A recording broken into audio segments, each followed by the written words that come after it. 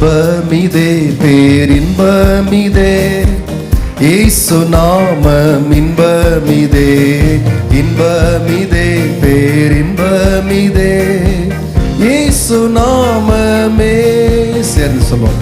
இன்பமிதே பேரின்பமிதே இயேசு நாமம் இன்பமிதே இன்பமிதே பேரின்பமிதே இயேசு நாமமே. பாவம் போக்க வந்த நாமம் இயேசு நாமமே. வாதை போக்க வந்த நாமம் இயேசுவின் நாமமே. பாவம் போக்க வந்த நாமம் இயேசு நாமமே. வாதை போக்க வந்த நாமம் இயேசுவின் நாமமே. இன்பமிதே பேரின்பமிதே இயேசு நாமம் இன்பமிதே இன்பமிதே பேரின்பமிதே இயேசு நாமமே.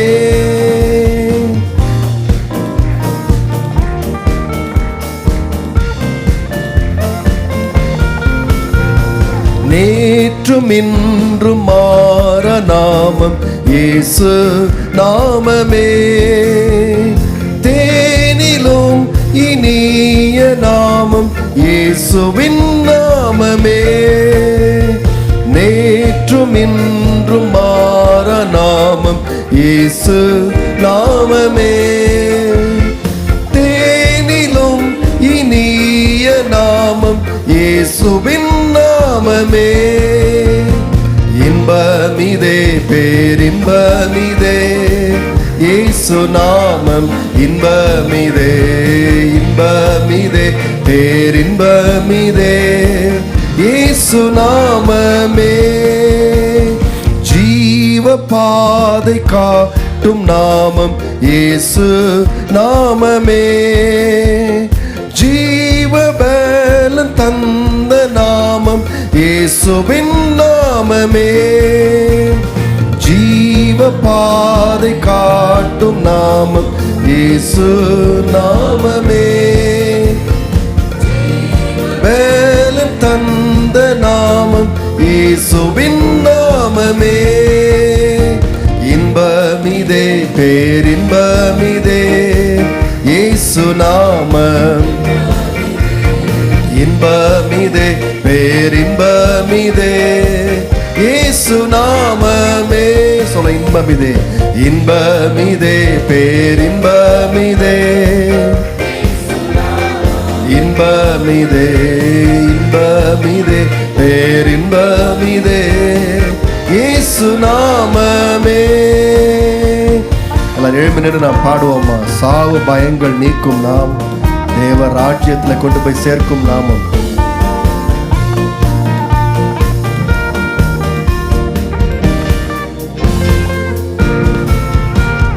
சாவு பயங்கள் நீக்கும் நாமம் இயேசு நாமமே. சாப ரோகம் நீக்கும் நாமம் இயேசுவின் நாமமே. சாவு பயங்கள் நீக்கும் நாமம் இயேசு நாமமே. சாப ரோகம் நீக்கும் நாமம் இயேசுவின் நாமமே. இன்பமிதே பேரின்பமிதே இயேசு நாமம் இன்பமிதே இன்பமிதே பேரின்பமிதே இயேசு நாமமே. தேவராஜ்யம் சேர்க்கும் நாமம் இயேசு நாமமே. தேவநீதி நிறைந்த நாமம் இயேசுவின் நாமமே. சொல்லுவோமா? தேவராஜ்யம் இயேசு நாமமே. தேவநீதி நிறைந்த நாமம் இயேசுவின் நாமமே. இன்பமிதே பேரின்பமிதே இயேசு நாமம் இன்பமிதே இன்பமிதே பேரின்பமிதே இயேசு நாமமே. இன்பமிதே இன்பமிதே பேரின்பமிதே இயேசு நாமம். இன்பமிதே இன்பமிதே பேரின்பமிதே இயேசு நாமமே.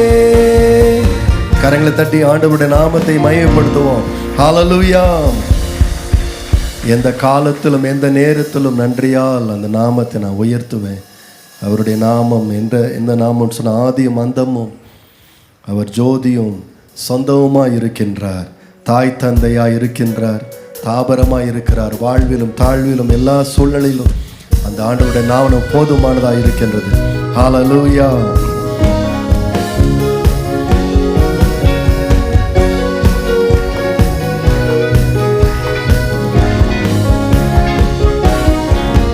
எந்த காலத்திலும் எந்த நேரத்திலும் நன்றியால் உம்மை நான் துதிப்பேன். இயேசுவே உம்மை நான் துதிப்பேன் துதிப்பேன். எந்த வேளையிலும் துதிப்பேன். இயேசுவே உம்மை நான் துதிப்பேன் துதிப்பேன். எந்த வேளையிலும் துதிப்பேன். எல்லாரும் சேர்ந்து எந்த காலத்திலும் எந்த நேரத்திலும் நன்றியால் உம்மை நான் துதிப்பேன். இயேசுவே உம்மை நான் துதிப்பேன் துதிப்பேன். எந்த வேளையிலும் துதிப்பேன். இயேசுவே உம்மை நான் துதிப்பேன் துதிப்பேன். எந்த வேளையிலும் துதிப்பேன். ஆதியும் நீரே ஆதியும் நீரே அந்தமும் நீரே ஜோதியும் நீரே என் சொந்தமும் நீரே. ஆமென். என் சொந்தமும் நீரே. எந்த காலத்திலும் எந்த நேரத்திலும் நன்றியால் உம்மை நான் துதிப்பேன். இயேசுவே உம்மை நான் துதிப்பேன் துதிப்பேன். எந்த வேளையிலும் துதிப்பேன். இயேசுவே உம்மை நான் துதிப்பேன் துதிப்பேன். எந்த வேளையிலும் துதிப்பேன். தாய் தந்தை நீரே தாய் தந்தை நீரே தாதியும் நீரே தாபரம் நீரே என் தாரகம் நீரே. தாய் தந்தை நீரே தாதியும் நீரே தாபரம் நீரே என் தாரகம் நீரே. எந்த காலத்திலும் எந்த நேரத்திலும் நன்றியால் உம்மை நான் துதிப்பேன். இயேசுவே உம்மை நான் துதிப்பேன் துதிப்பேன். எந்த வேளையிலும் துதிப்பேன். இயேசுவே உம்மை நான் எந்த வேளையிலும் இயேசுவே இயேசுவே உம்மை நான் எந்த வேளையிலும் துதிப்பேன். வாழ்விலும் நீரே தாழ்விலும் நீரே வாதையில் நீரே என் பாதையில் நீரே. ஆமென். S Lord. என் பாதையில் நீரே. எந்த காலத்திலும் எந்த நேரத்திலும் நன்றியால் உம்மை நான் துதிப்பேன். இயேசுவே உம்மை நான் ஆண்டவரை துதிப்போம். இலும் துதிப்பேன். இயேசுவே இயேசுவே உம்மை நான் ஹல்லேலூயா. வானிலும் நீரே பூவிலும் நீரே ஆழியில் நீரே என் ஆபத்தில் நீரே. ஹல்லேலூயா. என் ஆபத்தில் நீரே. எந்த காலத்திலும் எந்த நேரத்திலும் நன்றியால் உம்மை நான் துதிப்பேன். இயேசுவே உம்மை நான் எந்த வேளையிலும் துதிப்பேன். இயேசுவே உம்மை நான் துதிப்பேன் துதிப்பேன் துதிப்பேன். துன்ப நேரத்தில் இன்பமும் நீரே இன்னல் வேளையில் என் மாறிடா நேசர். இன்பமோ இன்னல் வேளையில் எந்த காலத்திலும் எந்த நேரத்திலும் நன்றியால் உம்மை நான் துதிப்பேன். இயேசுவே ஹல்லேலூயா. உம்மை துதிக்கிறோம் ஆண்டவரே. என் இயேசுவே உம்மை நான் துதிப்பேன் துதிப்பேன், எந்த வேளையிலும் துதிப்பேன். மீட்பரும் நீரே, என் மேய்ப்பரும் நீரே, மேன்மையும் நீரே, என் மகிமையும் நீரே. மீட்பரும் நீரே,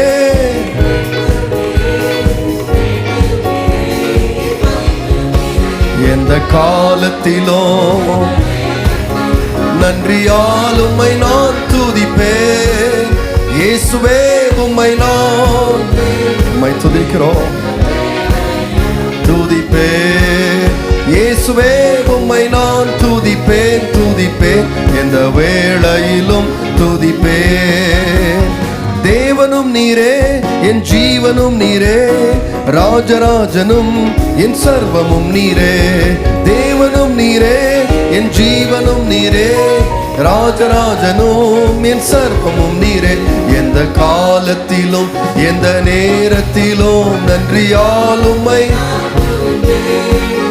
இயேசுவே உம்மை நான் துதிப்பேன் துதிப்பேன், எந்த வேளையிலும் துதிப்பேன்.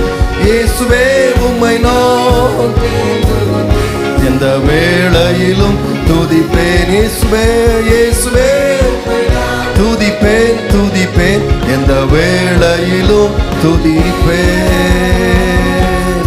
ஹல்லேலூயா. கரங்களை தட்டி ஆண்டவருக்கு நேரம் மகிமைப்படுத்துவோமா? அவர் நல்லவர், அவர் போதுமானவர், அவர் வழி நடத்துகிறவர். அப்படியே கொஞ்ச நேரம் ஆண்டவரை சத்தத்தை உயர்த்தி நம்ம ஆண்டவரை கொஞ்ச நேரம் அப்படியே மகிமைப்படுத்துவோம், ஸ்தோத்திரம் பண்ணுவோம். Just praise God for some time. ஆண்டவருடைய நாமங்களை சொல்லி, ஆண்டு செய்த நன்மைகளை சொல்லி கர்த்தரை கொஞ்ச நேரம் அப்படியே நம்ம ஸ்தோத்திரம் பண்ணுவோமா? ஹல்லேலூயா ஹல்லேலூயா ஹல்லேலூயா ஹல்லேலூயா. நீங்கள் ஒருவேளை புதிதாக இருந்தால் கூட நீங்கள் ஆண்டவர் உங்களுக்கு செய்த நன்மைகளை சொல்லி, நீங்கள் சர்ச்சில் புதுசாக இப்போ தான் வந்து கொண்டிருக்கலாம், இப்போ தான் ரட்சிக்கப்பட்டிருக்கலாம், எப்படி துதிக்கணும்னு உங்களுக்கு தெரியாமல் இருக்கலாம், எப்படி ஸ்தோத்திரம் பண்ணணும்னு தெரியாமல் இருக்கலாம். ஆண்டவர் உங்களுக்கு செஞ்ச காரியங்களோட வாழ்க்கை நடந்திருக்கிற காரியங்கள் எல்லாத்தையும் சொல்லி, ஆண்டவரே உங்களுக்கு ஸ்தோத்திரம் என்று மாத்திரம் நீங்கள் சொல்லுங்கள், அது போதும். ஹல்லேலூயா. நல்ல வாய்களை திறந்த ஆண்டவரே, நீ எனக்கு ஜீவன் கொடுத்ததுக்காக ஸ்தோத்திரம், ஜீவனை கொடுத்தபடியால் சுகத்திற்காக ஸ்தோத்திரம், என் குடும்பத்திற்காக ஸ்தோத்திரம், வேலைக்காக ஸ்தோத்திரம், என் சரீரத்தில் கொடுத்துருக்க பலத்திற்காக ஸ்தோத்திரம், கர்த்தாவை ரட்சிப்புக்காக ஸ்தோத்திரம், உங்களை அறிகின்ற பாக்கியத்தை கொடுத்திருக்கிறபடியால் ஸ்தோத்திரம். ஹல்லேலூயா. கர்த்தாவை இன்றைக்கும் உம்மை நின்று ஆண்டவர் உம்மை துதிக்கும்படியான கிருபையை கொடுத்திருக்கிறபடியால் ஸ்தோத்திரம். அவங்களுடைய வாழ்க்கை நடக்கிற எல்லா காரியங்களையும் சொல்லி, ஆண்டவரே உமக்கு ஸ்தோத்திரம் என்று மாத்திரம் சொல்லுங்கள், ஆண்டவரை மகிமைப்படுத்துங்க. ஹல்லேலூயா. ஒன்றாகில நாம செய்யவில்லை, எல்லாம் கர்த்தர் செய்தார், எல்லாம் கர்த்தர் செய்தார். ஆகவே கர்த்தருக்கே ஸ்தோத்திரம். ஹல்லேலூயா ஹல்லேலூயா ஹல்லேலூயா. Let us just praise the Lord, praise the Lord, praise the Lord. உமக்கு நன்றி ஆண்டவரே, நன்றி அப்பா, நன்றி ஆண்டவரே, நன்றி ஆண்டவரே, நன்றி ஆண்டவரே, எல்லா கிருபைகளுக்காக நன்றி ஆண்டவரே. Thank you for your grace, thank you for your mercy, thank you for your forgiveness. Hallelujah. Thank you for everything that you have done in our lives, Lord. ஆண்டவரே, எங்களுடைய வாழ்க்கையில் செய்திருக்கிற நன்மைகளுக்காக நன்றியோடு நாங்கள் உம்மை ஸ்தோத்திரிக்கிறோம் ஸ்தோத்திரிக்கிறோம் ஸ்தோத்திரிக்கிறோம் ஸ்தோத்திரிக்கிறோம் ஸ்தோத்திரிக்கிறோம் ஸ்தோத்திரிக்கிறோம் ஸ்தோத்திரிக்கிறோம் ஸ்தோத்திரிக்கிறோம். வேதம் சொல்லுகிறது, நம்முடைய ஆண்டவர் சகல ஆறுதலின் தேவனாய் இருக்கின்றார், நம்மை ஆறுதல் படுத்துகிற தேவனாக இருக்கிறார். நம்முடைய வாழ்க்கையில் நாம் சோர்ந்து போகும்போது ஆண்டவர் நம்மை பலப்படுத்துகிறார். கடந்த வாரத்தில் கூட ஒருவேளை சில டிஸ்கரேஜாக இருக்கும்போது கர்த்தருடைய வார்த்தையோ கர்த்தருடைய பிரசன்னமோ ஏதாவது ஒரு காரியத்தின் மூலமாக ஏதாவது ஒரு காரியத்தை ஆண்டவர் செய்து கூட கர்த்தர் நம்மை ஆறுதல் படுத்தி பலப்படுத்தி இருக்கிறார். God is encouraging us every day so that we will not get discouraged, we will not be beaten down by this life.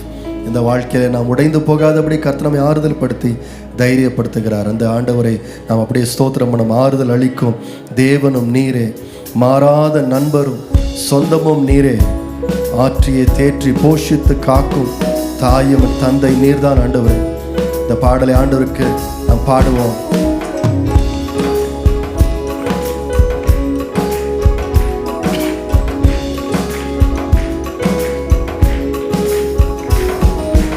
ஆறுதல் அளிக்கும் தேவனும் நீரே, மாறாத நண்பரும் சொந்தமும் நீரே, ஆற்றியே தேற்றியே போஷித்து காக்கும் தாயும் என் தந்தையும் நீ, ஆற்றியே தேற்றியே போஷித்து காக்கும் தாயும் என் தந்தையும் நீர். ஆறுதல் அளிக்கும் தேவனும் நீரே, மாறாத நண்பரும் சொந்தமும் நீரே. ஆற்றிய தேற்றிய போஷித்து காக்கும் தாயும் என் தந்தையும் நீர்.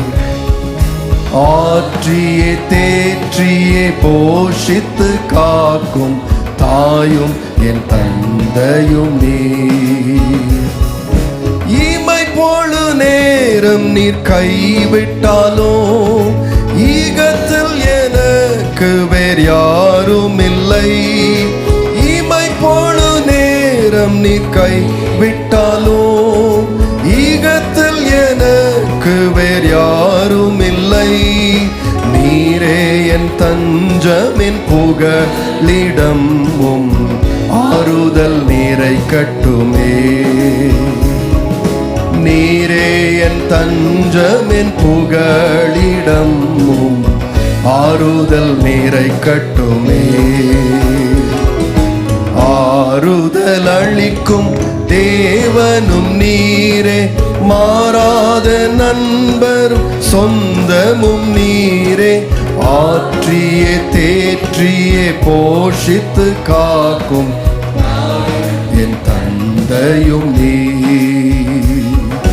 ஆற்றிய தேற்றிய போஷித்து காக்கும் தந்தையும் நீர்.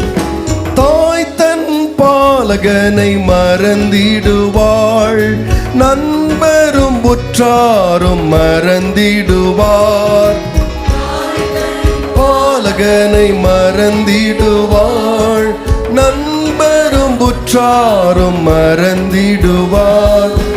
மாறாது மறவாத நேசர் நீரும் மார்பினில் இளைப்பாறுவே.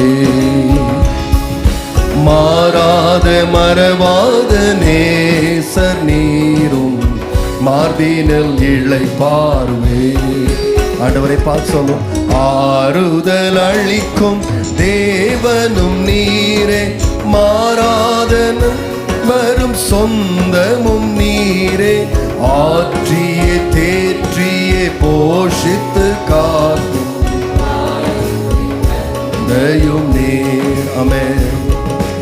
ஆற்றிய தேற்றிய காக்கும் தாயும் என் தந்தையும் நீர்.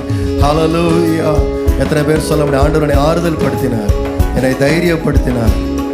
மனிதர்கள் விட்டு போனாலும் தேவன் துணையாய் இருந்தார். தகைவேலான் அடைக்கலான் குருவிகட்கும் தஞ்சம் என்றும் உம்மிடமுண்டே. தகைவேலான் அடைக்கலான் குருவிகட்கும் தஞ்சம் என்றும் உம்மிடமுண்டே. நான் குருவி அல்லவும் பிள்ளை அல்லோ, நீரன்றி தஞ்சமில்லை. நான் குருவி அல்லவும் பிள்ளை அல்லோ, நீரன்றி தஞ்சமில்லை. ஆறுதல் அளிக்கும் தேவனும் நீரே.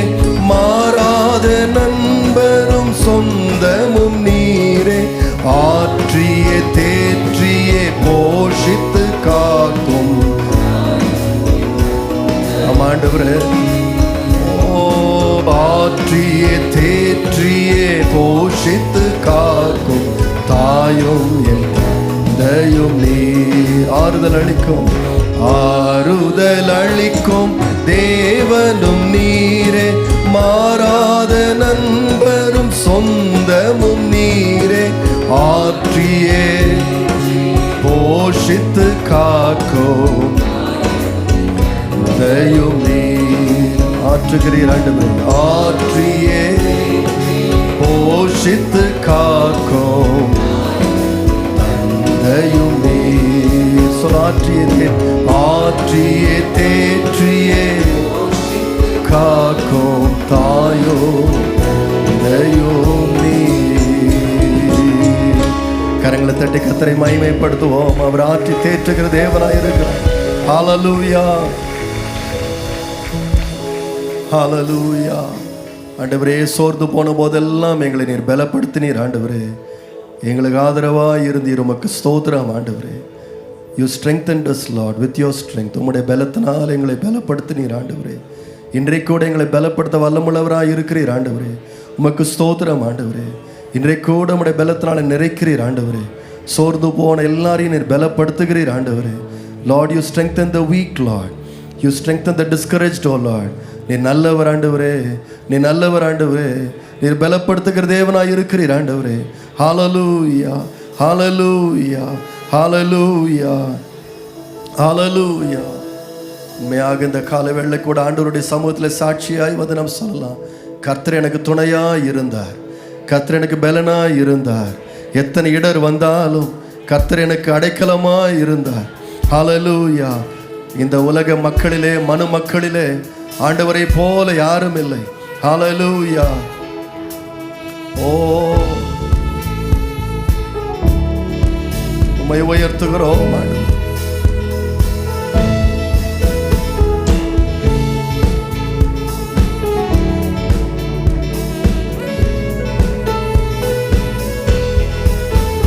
கர்த்தனே என் துணையானி, நித்தமும் என் நிழலானி. கர்த்தனே என் துணையானி, எத்தனை இடர் வந்து சேர்ந்தாலும் கர்த்தனே அடைக்கலமாயினார். எத்தனை இடர் வந்து சேர்ந்தாலும் கர்த்தனே அடைக்கலமாயினார். மனுமக்களில் இவர் போலுண்டோ, இந்நுலகிலும் இவர் சிறந்தவர். கர்த்தனே எம் துணையானி. சேர்ந்து சொல்லும், தமும் என் நிழலானி. சொல்லுங்க, கர்த்தர், கர்த்தனே எம் துணையானி. எத்தனை எத்தனை இடர் வந்து சேர்ந்தாலும் கர்த்தனே அடைக்கலமாயினார். எத்தனை இடர் வந்து சேர்ந்தாலும் கர்த்தனே அடைக்கலமாயினார். மனுமக்களில் இவர் போலுண்டோ, விண்ணுலகிலும் இவர் சிறந்தவர். கர்த்தனே என் துணையானி, நித்தமும் என் நிழலான். சாட்சியாய் சொல்லும், கர்த்தனே என் துணையானி, நித்தமும் நித்தமும் என் நிழலானி. கர்த்தனே என் துணையானி. ஆயிரம் நாவுகள் நீர் தந்தாலும் ராஜனே உம்மை பாடக்கூடுமோ. ஆயிரம் நாவுகள் நீர் தந்தாலும் ராஜனே உம்மை பாடக்கூடுமோ. ஜீவனே உமர் கழிக்கின்றேனே, உம்மை போலையா எங்கும் கண்டதில்லை. கர்த்தனே எம் துணையானி, நித்தமும். ஆண்டவரே, உம்மை ஆண்டவர். கர்த்தனே எம் துணையானி. ஆயிரம் நாவுகள் நீர் தந்தாலும் ராஜனே உம்மை பாடக்கூடுமோ. ஆயிரம் நாவுகள் நீர் தந்தாலும் ராஜனே உம்மை பாடக்கூடுமோ. ஜீவனே உமர் கழிக்கின்றேனே, உம்மை போலையா எங்கும் கண்டதில்லை. கர்த்தனே எம் துணையானி, நித்தமும் என் நிழலானி. கர்த்தனே எம் துணையானி. ஹல்லேலூயா. ஆண்டவரே, நீர் எங்கள் துணையாய் இருந்தீர். ஆண்டவரே, எங்களை பலப்படுத்தினீர். ஆண்டவரே, உம்மை உயர்த்துகிறோம். ஹல்லேலூயா. we are so grateful to you, Lord. உமக்கு உண்மையாகவே நன்றி சொல்லுகிறோம். ஆண்டவரே, எங்களை துணையாய் இருந்தீரே, உமக்கு நன்றி. ஆண்டவரே, நன்றி அப்பா, நன்றி அப்பா. ஹல்லேலூயா. நம்முடைய பரலோக தேவன், நம்மை அழைத்த தேவன், நம்மை உயர்த்தின தேவன் இன்னும் வழிநடத்த வல்லமுள்ளவராய் இருக்கிறார். இந்த காலவேளை ஆண்டோட சமூகத்தில் நம்முடைய வாழ்க்கையும் நம்முடைய பலன்கள், பலவீனங்கள் எல்லாவற்றையும் ஒப்பு கொடுத்து, கர்த்தாவே நீங்க தான் பராக்கிரமசாலி ஆண்டவரே, நீங்க தான் பெரியவர் ஆண்டவரே, நீரே என்னை வழி நடத்தும் ஆண்டவரே, ஆறுதல் படுத்தும், தைரியப்படுத்தும், எனக்கு துணையாயிரும், எனக்கு ஆதரவாயிரும் ஆண்டவரே. உமையே உயர்த்துகிற ஆண்டவரே. பரலோக தேவனே, சேர்ந்து சொல்லும், பராக்கிரமம் உள்ளவரே, பரலோக தேவனே, பராக்கிரமம் உள்ளவர், பராக்கிரமம் உள்ளவரே, இந்த அகிலத்தை ஆள்பவரே, உம்மாலாகாதது எதுவும் இல்லை, இந்த அகிலத்தை ஆள்பவரே, உம்மாலாகாதது எதுவும் இல்லை. எல் ஷடாய், எல் ஷடாய், சர்வ வல்ல தெய்வமே, எல் ஷடாய், சர்வ வல்ல தெய்வம், சர்வ வல்ல தெய்வமே. சொல்லுமா, எல் ஷடாய், எல் ஷடாய், நீர்தான் சர்வ வல்லமுள்ள தேவன், சர்வ வல்ல தெய்வமே. உம்மை உயர்த்துகிறோம், வாழ்த்துகிறோம், வணங்குகிறோம். உம்மை உயர்த்துகிறோம், வாழ்த்துகிறோம், வணங்குகிறோம். பரலோக தேவன், பரலோக தேவனே. இத்தனை பேர் சொல்லுவீங்க, பராக்கிரமம் உள்ளவர் அவர், பராக்கிரமம் உள்ளவரே, பரலோக தேவனே. இயேசுவே, பராக்கிரமம் உள்ளவரே, இந்த அகிலத்தை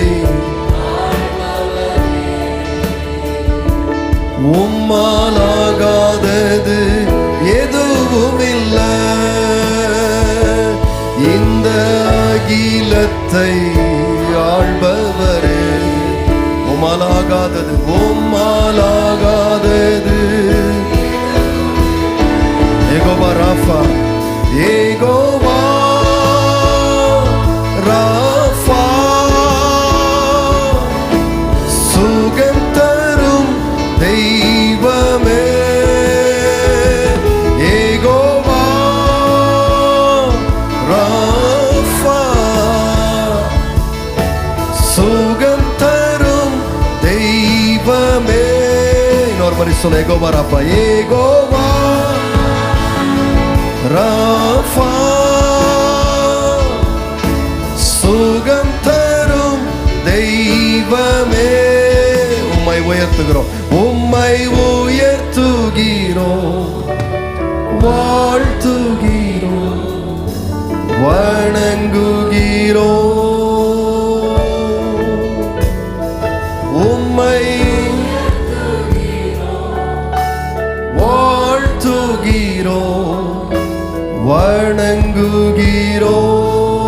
இன்னொரு முறை சொல்லும், உம்மை கீரோம், வாழ்த்துகிறோம்,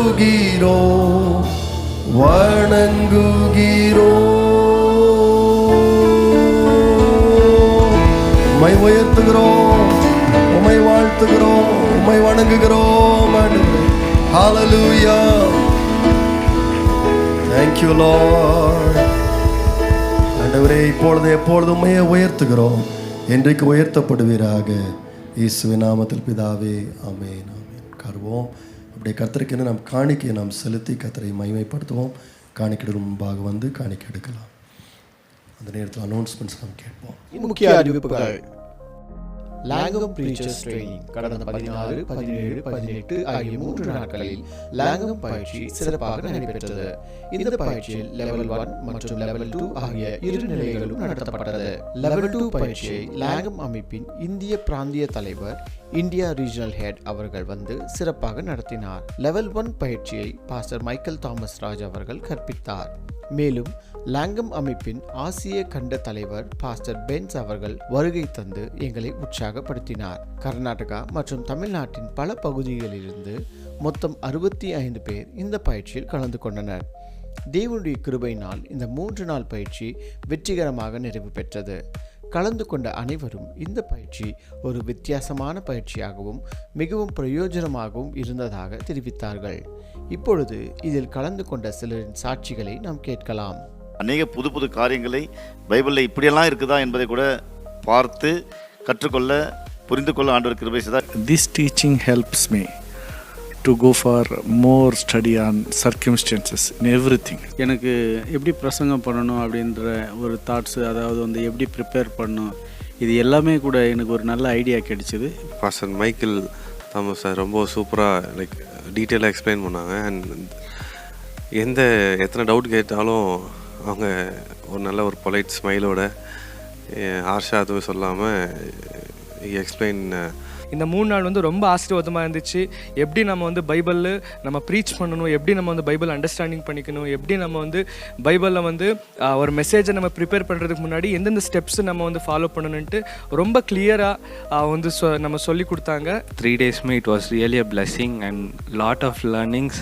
இது ரொம்ப யூஸ்ஃபுல்லாக இருந்தது. எங்களுடைய மினிஸ்ட்ரிக்கும் எங்களுடைய லைஃபுக்குமே இது ரொம்ப யூஸ்ஃபுல்லாக இருந்தது. இந்த மக்களுக்கு எப்படி சொல்லணுன்றதையும் நம்ம ஒவ்வொரு ஸ்டெப்பாக அருமையாக கற்றுக் கொடுத்தாங்க. 3 டேஸுமே என்னுடைய பிரெயினுக்கு பைபிள் விஷயத்தில் ஃபுல் ஒரு எக்ஸசைஸ் மாதிரி எல்லாத்தையுமே முழுசாக அலசி ஆராயிற மாதிரி ஒரு பேராகிராஃபை கொடுக்கறத எப்படி முழுசாக பிரித்து அதை மறுபடியும் நெக்ஸ்ட் டே எப்படி எல்லாம் ஒன்றா சேர்த்து நம்ம எப்படி அது ஜனங்களுக்கு எடுத்துகிட்டு போய் கொடுக்குறோன்றதில் ரொம்ப தெளிவு உண்டாச்சு.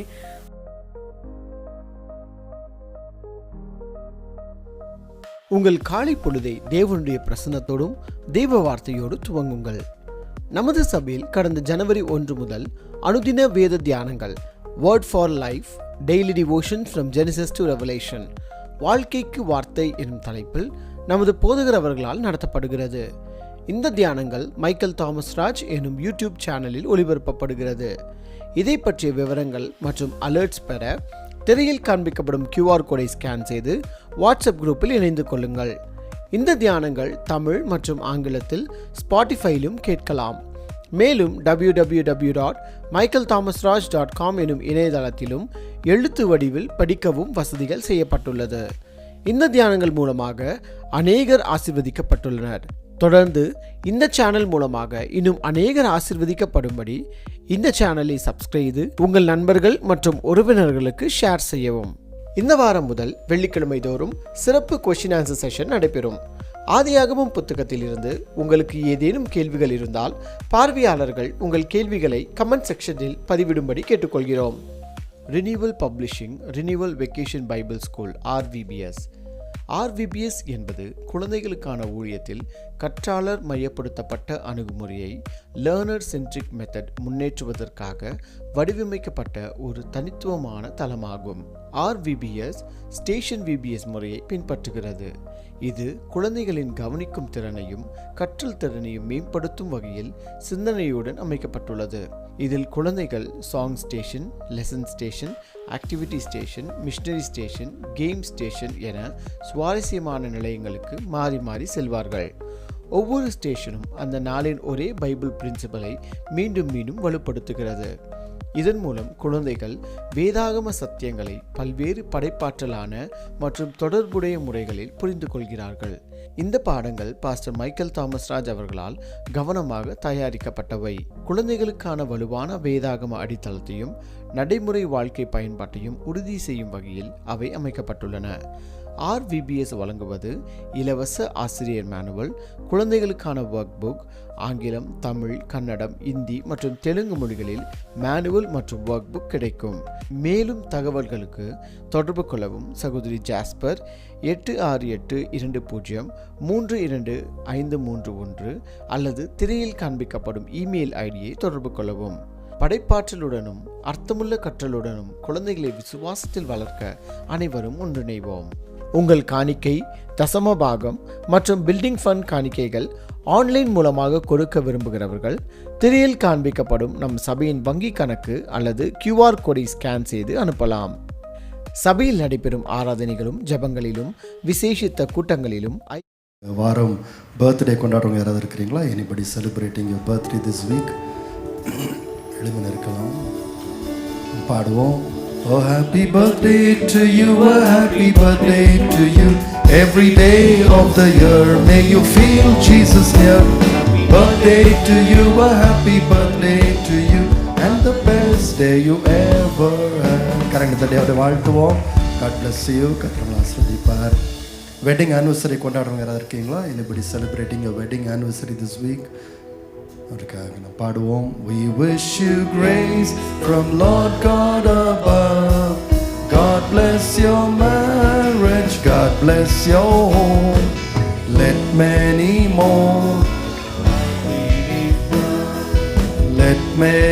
more happy days come. God bless you. கர்த்தர் ஆசீர்வதிப்பார். முதல் முறையாக இந்த ஆலயத்துக்காரர் வந்திருந்தால் உங்களை வரவேற்கும்படி விரும்புகிறோம். கரத்தை உயர்த்தி நீ காண்பிக்கலாம். முதல் முறையாக வந்திருந்தால் உங்களுடைய கையை மட்டும் நீங்கள் உயர்த்தி காண்பிக்கலாம். கர்த்தர் உங்களை ஆசீர்வதிப்பாராக. கர்த்தருடைய நாம் மையப்படுவதாக. கண்களை மூடி நாம் ஜெபம் பண்ணி கர்த்தருடைய வார்த்தைக்குள்ளே நாம் கடந்து செல்வோம். நல்ல பிதாவே, இந்த அருமையான வேளையில் எங்களுக்கு உண்டான எல்லாவற்றும் இந்த கருத்தில் ஒப்புடுகிறோம். கர்த்தர் ஆண்டவரே, கடந்த வாரம் எல்லாம் எங்களை வழிநடத்தி எங்களை தாங்கி தப்புவித்து ஆசீர்வதித்தீர். இப்பொழுதும் காணிக்கைகளை கொடுத்த கரங்களை ஆசீர்வதிப்பீராக. பலவீனமாக இருக்கிற ஒவ்வொருவரையும் நீர் பலப்படுத்துவீராக. கர்த்தர் அதிசயம் செய்வீராக. உங்களுடைய நாமத்தை மையப்படுத்துவீராக. இந்த நாளிலே கூட கர்த்தாவே, பிறந்த நாள், திருமண நாளை இந்த வாரத்தில் கொண்டாடுகிற மக்களுக்காக நன்றியோடு நாங்கள் உம்மை ஸ்தோத்திரிக்கிறோம். ஒவ்வொருவரும் உடைய காயம்பட்ட கருத்துக்கள் வைக்கிறோம். கர்த்தர் ஆதரவாக இருந்து ஒரு குறைவெல்லாம் நீர் பார்த்து கொள்வீராக.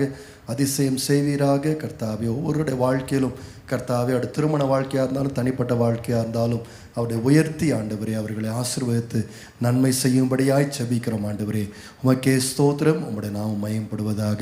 ஆண்டவரே, இந்த நேரத்தில் கூட கர்த்தாவே, உம்முடைய வார்த்தையை நாங்கள் கவனிக்கும்படி விரும்புகிறோம். நீர் எங்களோடு பேசும். உம்முடைய வார்த்தையின் அதிசயங்களை கண்டுகொள்ள எங்களுக்கு கிருபை தாரும். இயேசுவின் நாமத்தில் பிதாவே, ஆமேன், ஆமேன், ஆமேன். நம்ம மத்தியிலே சிஸ்டர் கெரன் அவர்கள் இன்றைக்கு ஆண்டுடைய வார்த்தையை கொண்டு வருவார்கள். கர்த்தருடைய வார்த்தையை நாம் கேட்போம்.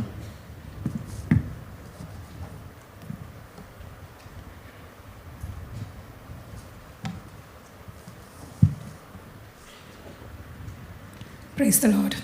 கர்த்தருடைய பரிசுத்த நாமம் மகிமைப்படுவதாக. இப்பொழுதுதான் புது வருஷம் ஆரம்பித்த மாதிரி இருக்குது. அதுக்குள்ளே ஏறக்குறைய ஈஸ்டருக்கு பக்கத்தில் நம்ம வந்துட்டோம் இல்லை? நிறைய சபைகளிலே இந்த சிலுவை தியான கூட்டங்களை ஆரம்பித்து விட்டார்கள். இந்த நாளிலும் இந்த ஓய்வு நாளிலே உங்களை எல்லாருமே சபை நடுவிலே பார்ப்பதிலே நான் மிகுந்த சந்தோஷத்தை அடைகின்றேன். இன்றைக்கும் நாம் இந்த ஹோலி வீக் அப்படின்னு சொல்லுகிறார்கள், இல்லைனா லென்த் சீசன் அப்படின்னு சொல்கிறாங்க. இயேசு கிறிஸ்துனுடைய பாடு மரணங்களை தியானிக்கும் நாட்களுக்குள்ளாக நாம் கடந்து கொண்டே இருக்கின்றோம், அதற்குள்ளாக வந்திருக்கின்றோம். இதற்கு முகவுரையாக வேதத்தில் நடந்த ஒரு சம்பவத்தை இன்றைக்கி நாம் தியானிக்கலாம் அப்படின்னு சொல்லி நான் விரும்புகின்றேன். அது என்ன சம்பவம் என்றால், இயேசு கிறிஸ்துவின் மறுரூப மலையின் அனுபவங்கள், த டிரான்ஸ்ஃபிகரேஷன் ஆஃப் ஜீசஸ் கிரைஸ்ட். இந்த சம்பவம் பார்த்திங்கன்னா உங்களுடைய பிரசங்க தாளிலே இருக்கும். ஒரு 3 சுவிசேஷ புத்தகங்களிலே மிகவும் இலாபரேட்டாக விவரித்து சொல்லப்பட்டிருக்கின்றது. மத்தேயு, மார்க்கு, லூக்கா சுவிசேஷ புத்தகங்களிலே நன்றாக விவரமாக இந்த இயேசு கிறிஸ்துவனுடைய மறுரூப அனுபவத்தை அங்கே நாம் வாசிக்க முடிகின்றது.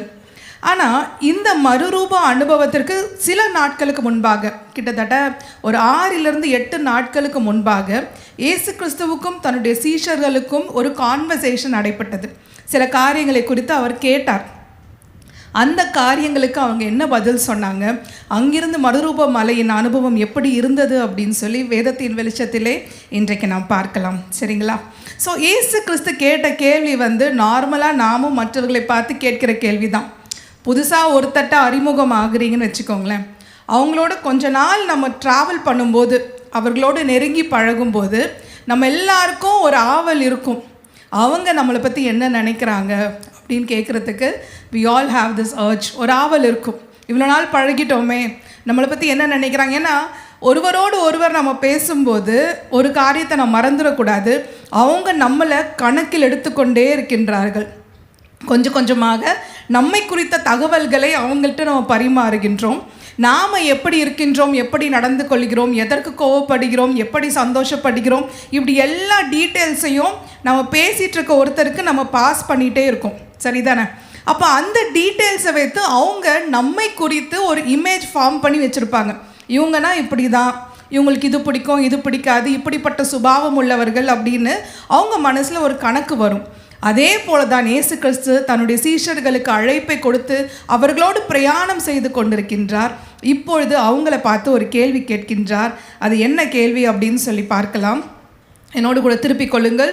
லூக்கா எழுதின சுவிசேஷம் 9ஆம் அதிகாரம் 18-19 வசனங்களை நாம் வாசிக்கலாம். லூக்கா எழுதின சுவிசேஷம் 9ஆம் அதிகாரம் 18-19 வசனங்கள்.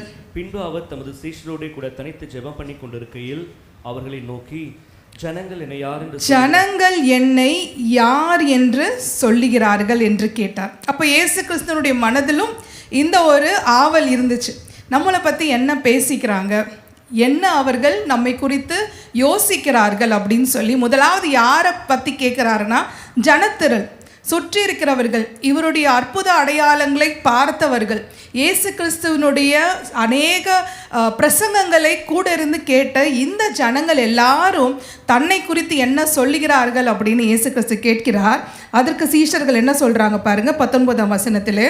அதற்கு அவர்கள், சிலருமே யோவான் ஸ்நானன் என்றும், சிலர் எலியா என்றும், வேறு சிலர் பூர்வ காலத்து தீர்க்கதரிசிகள் ஒருவர் உயிர் தெழுந்தார் என்றும் சொல்லுகிறார்கள் என்றார். அப்போ என்ன சொல்றாங்கன்னா, ஒரு குழப்பமா சொல்றாங்க. ஜனங்கள் ஒருத்தரும் ஒரு விதமாக இயேசு கிறிஸ்துவை பார்த்திருக்கிறார்கள். சிலர் ஏரோதுவினால் கொல்லப்பட்ட யோவான் ஸ்நானகன் திரும்ப வந்துட்டார்னு நினைக்கிறாங்க. சிலர் தீர்க்கதரிசிகளை யாராவது ஒருத்தராக அவர் இருக்கலாம் அப்படின்னு யோசிக்கிறாங்க.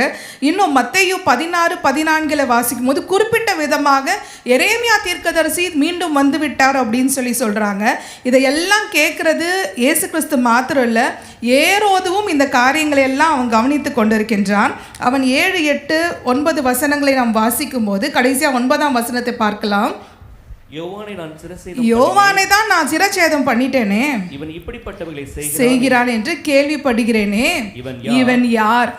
அப்போ the popular opinion about Jesus Christ, பொதுவாக இயேசு கிறிஸ்துவை குறித்து இருந்த கருத்து என்னன்னா ஒரு குழப்பமான கருத்து.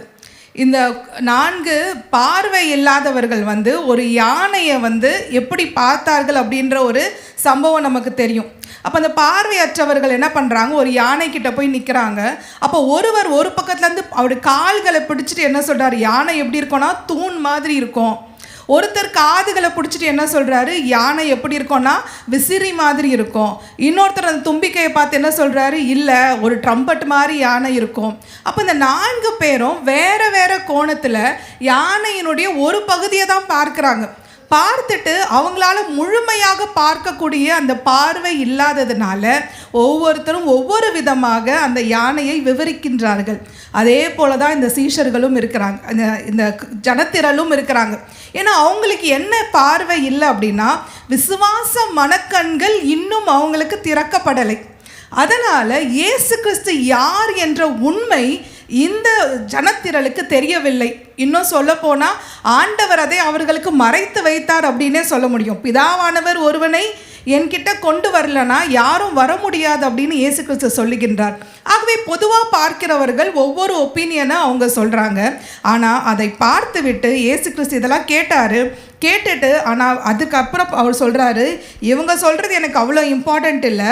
20ஆம் வசனத்தை வாசிக்கும் போது, அப்பொழுது அவர், நீங்கள் என்னை யார் என்று சொல்லுகிறீர்கள், நீங்கள் என்னை யார் என்று சொல்லுகிறீர்கள். அவங்கள விடுங்கப்பா, பரவாயில்ல, அவங்க தூரத்துலேருந்து பார்க்குறாங்க. ஆனால் நீங்கள் யார் அப்படின்னா, என்னோடு கூட சேர்ந்து இருக்கிறவர்கள், என்னோடு போஜனம் பண்ணுறீங்க, என் கூடயே வரீங்க, நீங்கள் என்னை யார் என்று சொல்லுகிறார்கள் என்று கேட்கும்போது 20ஆம் வசனத்தில் பேதுரு என்ன சொல்லுகிறார் பாருங்க. பேதுரு பிரதியுத்தரமாக நீர் தேவனுடைய கிறிஸ்து என்றான். இங்கிலீஷ் பைபிளில் வந்து காட்ஸ் மெசாயா அப்படின்னு வருகின்றது. இயேசு கிறிஸ்து யார் அப்படின்னா, அபிஷேகம் பண்ணப்பட்டவர், தேவனுடைய கிறிஸ்து, அவர் மேசியாவாக உலகத்தின் இரட்சகராக இருக்கின்றார் என்று பேதுரு சொல்லுகிறார். அவர் சொன்னது வந்து மத்தேயு சுவிசேஷத்தில் இன்னும் கொஞ்சம் கிளியராக இருக்குது. வாசிக்கலாம். மத்தேயு 16:16 என்ன வாசிக்கணும்? சீமோன் பேதுரு பிரதியுத்தரமாக நீர் ஜீவனுள்ள தேவனுடைய குமாரனாகிய கிறிஸ்து என்றான். நீர் ஜீவனுள்ள தேவனுடைய குமாரனாகிய கிறிஸ்து. இலாபரேட்டாக யார் இந்த இயேசு கிறிஸ்து என்று பேதுரு சொல்லுகிறதை நாம் பார்க்கின்றோம். பேதுரு எப்பவுமே வந்து சீஷர்களை பார்த்து கேள்வி கேட்ட உடனே ஃபஸ்ட்டு அவசரப்பட்டு பதில் சொல்கிறது யார் அப்படின்னு சொன்னால் பேதுரு தான் இருப்பார். கிட்டத்தட்ட எல்லா சீஷர்களுடைய ஒப்பீனியனையும் இவர் வந்து ரெப்ரசன்ட் பண்ணுறதா நம்ம எடுத்துக்கலாம்.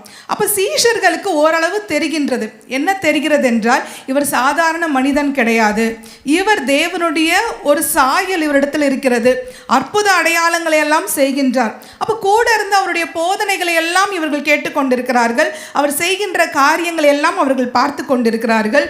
மார்க் 4:41 வாசிக்கும் போது சீஷர்கள் என்ன சொல்கிறாங்க பாருங்க.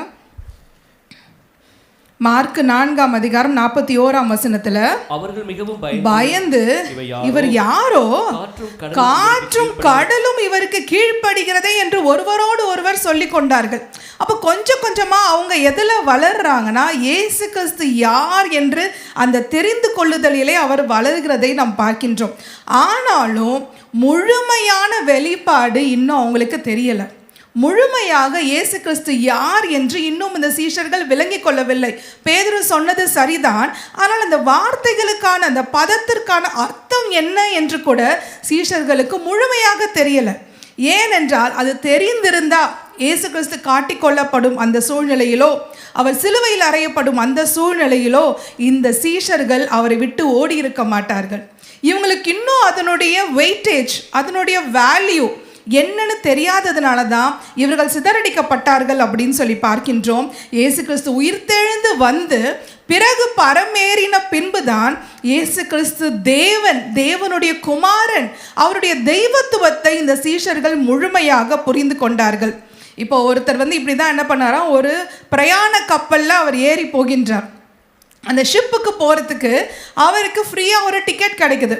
அப்போ அவர் ரொம்ப கஷ்டப்படுறவர். அவருக்கு வந்து இது ஒரு பெரிய ஆப்பர்ச்சுனிட்டி, எனக்கு என்ன கிடச்சிருக்கு, இந்த கப்பலில் பிரயாணம் பண்ணுற டிக்கெட் கிடச்சிருக்குன்னு என்ன பண்ணுறாரு, இவர் ரொம்ப ஆவலாக வீட்டில் இருக்கிற கொஞ்சம் விஷயங்களை பேக் பண்ணிவிட்டு கொஞ்சம் ப்ரெட்டெல்லாம் எடுத்துகிட்டு அவர் என்ன பண்ணுறாரு, போயிட்டு அந்த கப்பலில் ஏறிடுறார்.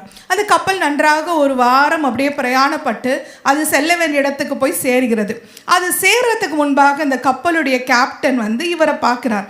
பார்த்து கேட்குறாரு, நல்லா என்ஜாய் பண்ணிங்களா, நல்லா இருந்துச்சா, எப்படி இருந்துச்சு இந்த ஷிப் வாயேஜ், உங்களுக்கு எப்படி இருந்துச்சு அப்படின்னு கேட்குறாரு. ஆமாம் கேப்டன், எனக்கு ஃப்ரீயாக அந்த டிக்கெட் கிடச்சிது, நான் நல்லா என்ஜாய் பண்ணேன், எனக்கு ரொம்ப பிடிச்சது. நல்லா சாப்பிட்டீங்களா, சாப்பாடெலாம் எப்படி இருந்ததுன்னொடனே அவர் சொன்னார், சாப்பாடா, எனக்கு அது வாங்குறதுக்கு காசு கிடையாது, அதனால் நான் வீட்டிலேருந்து கொஞ்சம் ரொட்டி துண்டெல்லாம் எடுத்துகிட்டு வந்தேன், அதை சாப்பிட்டுட்டு நான் தண்ணி குடிச்சிட்டு இருந்துட்டேன் அப்படின்னு அந்த மனுஷன் சொன்னதுக்கு அந்த கேப்டன் சொன்னாராம், எவ்வளோ பெரிய காரியத்தை நீங்கள் இழந்திருக்கீங்க, உங்களுக்கு புரியலை, இந்த டிக்கெட்டினுடைய மகத்துவம் என்னன்னு உங்களுக்கு தெரியல. இந்த டிக்கெட் என்ன அப்படின்னா, இந்த ஒரு வாரமோ ஷிப்பில் 3 வேளையும் நீங்கள் எப்படி சாப்பிடலாம், ஃப்ரீயாக சாப்பிடலாம். அதுதான் இந்த டிக்கெட்டுடைய மகத்துவம். அது உங்களுக்கு தெரியாமல் நீங்கள் என்ன பண்ணிட்டீங்க, அப்பத்தை சாப்பிட்டு ப்ரெட்டை சாப்பிட்டு தண்ணியை குடிச்சிட்டு இருந்தீங்க. இப்படி தான் இந்த சீஷர்கள். இயேசு கிறிஸ்து 3.5 வருஷங்கள் அவர்களோடு கூட பிரயாணம் பண்ணினார். ஆனால் இயேசு கிறிஸ்துவை பற்றி இங்கேயும் அங்கேயும் சில காரியங்களை அவங்க புரிஞ்சுக்கிட்டாங்க, சில கேள்விகள் இருந்துச்சு, அதை கூட அவங்கக்குள்ளே தான் டிஸ்கஸ் பண்ணிட்டாங்களே தவிர இயேசுவிடம் அவர்கள் பேசவே இல்லை. இயேசு கிறிஸ்து தேவனாக தங்களோடு கூட இருந்தார், சர்வத்தையும் படைத்தவர், சகலவற்றையும் ஆளுகை செய்கிறவர், உலக தோற்றத்திற்கு முன்பாக இருந்தவர், பிதாவினுடைய நேசகுமாரன். இப்படிப்பட்ட காரியங்களை, அந்த மகத்துவங்களை, வேல்யூவை இயேசு கிறிஸ்து அவர்களோடு இருந்த அந்த 3.5 வருஷங்கள் அவர்களால் புரிந்து கொள்ளவே முடியவில்லை. இன்னைக்கு நாமளும் யார் அப்படின்னு சொன்னால் இயேசுவனுடைய சீஷர்களாக இருக்கின்றோம். ஆமாம், நம்ம ரட்சிக்கப்பட்டோம். இயேசு கிறிஸ்து தான் ரட்சகர் என்று நமக்கு தெரியும். உடனே அவரை ஏற்றுக்கொண்டோம், மூழ்கி ஞானஸ்தானம் எடுத்து அவரோடு ஐக்கியமாகிவிட்டோம். ஆனால் இயேசு கிறிஸ்துவை குறித்து அறிந்து கொள்ளுவது அங்கோடு நமக்கு நின்று விட்டதா? இல்லாவிட்டால் ஒவ்வொரு நாளும் அனுதினமும் அவருடைய மகிமை பிரதாபங்கள், அவருடைய நேச்சர், அவருடைய சுபாவங்கள், அவர் எப்படிப்பட்டவர், அவருடைய பண்புகள் என்ன அப்படின்னு சொல்லி நாள்தோறும் நம்ம புரிஞ்சுக்கிட்டே வருமா? அந்த தெய்வத்துவத்தின் முழுமையை, அந்த பரிபூரணத்தை நம்மளுடைய மைண்ட், நம்மளுடைய இந்த ஹியூமன் மைண்டில் நம்மளுடைய மனுஷ மூளை புரிஞ்சிருக்கா? அதை நம்ம முழுமையாக விளங்கி இருக்கிறோமா? அப்படி நாம் விளங்கி இருந்தோம் என்றால் வருகின்ற சின்ன சின்ன போராட்டங்களை நாம் மனம் தளர்ந்து போக மாட்டோம். எவ்வளோ பெரிய பொக்கிஷமாகிய இயேசு கிறிஸ்து உங்களோடும் என்னோடு கூட இருக்கின்றார். அவரை இன்னும் அறிந்து கொள்ள வேண்டும் என்ற ஆர்வம் நமக்குள்ளாக இருக்கிறதா? இன்னும் எவ்வளோ அதிகமாக அவரோடு நேரம் செலவிடுகிறோமோ, எவ்வளோ முக்கியத்துவத்தை அவருக்கு நம்முடைய வாழ்க்கையில் கொடுக்கிறோமோ, அவ்வளவாக அவர் கொஞ்சம் கொஞ்சமாக நமக்கு அவரை வெளிப்படுத்தி கொண்டே இருப்பார். இதை தொடர்ந்து அடுத்ததாக பேதுரு இப்படி சொன்ன உடனே இயேசு கிறிஸ்து பதில் தன்னை குறித்து அவர் என்ன சொன்னார் என்று பார்க்கும். முதலாவது ஜனத்திரள் இயேசுவை குறித்து என்ன நினைத்தார்கள் என்று பார்த்தோம். அவருடைய சீஷர்கள் அவரை குறித்து என்ன நினைத்தார்கள் கவனித்தோம். இயேசு கிறிஸ்துவே என்ன சொன்னார் என்று பார்க்கும்போது நம்ம லூக்காவில் அவ்வளோ விளக்கமாக அது இல்லை. ஆகவே மத்தேயு சுவிசேஷத்துக்கு வரலாம். இதே பகுதிக்கு மத்தேயு 16ஆம் அதிகாரம் 17ஆம் வசனத்தை வாசிக்கும் போது இயேசு அவனை நோக்கி, இயேசு இந்த சீமோன் பேதுருக்கு பிரதியுத்தரமாக சொல்கிறார், யோனாவின் குமாரனாகிய சீமோனே, நீ பாக்கியவான், மாம்சமும் இரத்தமும் இதை உனக்கு வெளிப்படுத்தவில்லை, பரலோகத்தில் இருக்கிற என் பிதா இதை உனக்கு வெளிப்படுத்தினார். இயேசு சந்தோஷமாக பேதுரு சொன்னதை அவர் அஃபார்ம் பண்ணுகிறார், அதோடு ஒத்துக்கொள்கிறார். இதுதான் நான், இது உனக்கு புரிஞ்சிருச்சே.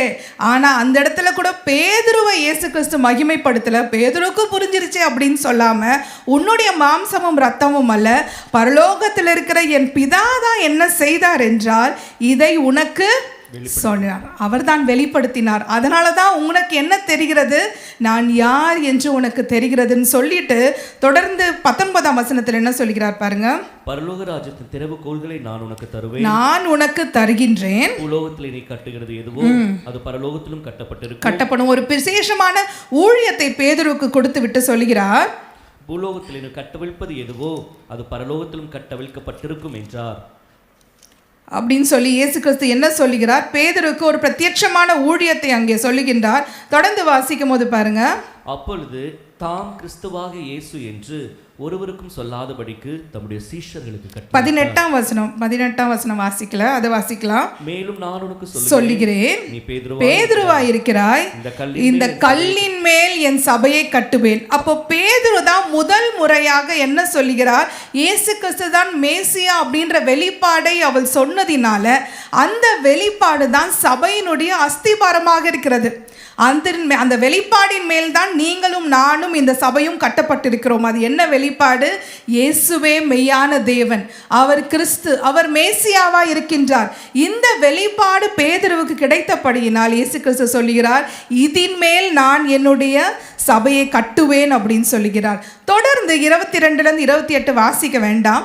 இதில் இயேசு கிறிஸ்து தான் இனிமேல் எப்படி பாடுகளை படப்போகிறேன், எப்படி அவருடைய மரணம் இருக்கும் என்றும் சில காரியங்களை இப்பொழுது தன்னுடைய சீஷர்களுக்கு அவர் சொல்ல ஆரம்பிக்கின்றார், அதை வெளிப்படுத்துகிறார். ஏன்னா அந்த இடத்துல இன்னும் தன்னை குறித்து ஆழமாக சீஷர்களுக்கு தெரிய வேண்டும், அவங்கள ரெடி பண்ணணும் அப்படின்னு சொல்லிட்டு அதை சொல்லும்போது பேதுரு 22ஆம் வசனத்தில் என்ன சொல்கிறார் பாருங்க.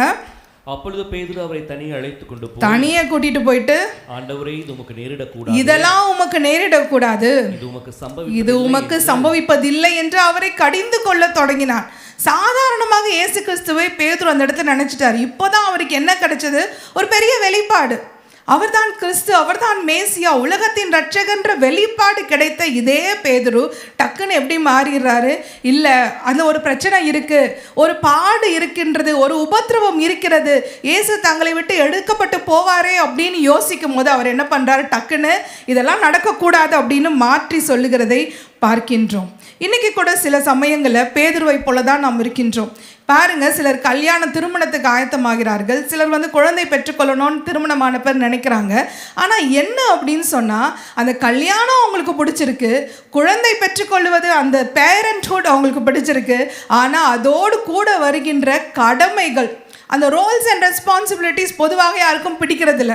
நான் அந்த டே ஆஃப் மேரேஜை யோசிக்கிறாங்களே தவிர, அதற்கு பின்பாக அந்த திருமண வாழ்க்கைக்குள்ளே போகும்போது எவ்வளவு புதிய புதிய பொறுப்புகள், எவ்வளவு புதிய கடமைகள் தங்களுக்கு இருக்கிறது அப்படின்னு யோசிக்கும் போது நிறைய பேருக்கு அது பிடிக்கிறது கிடையாது.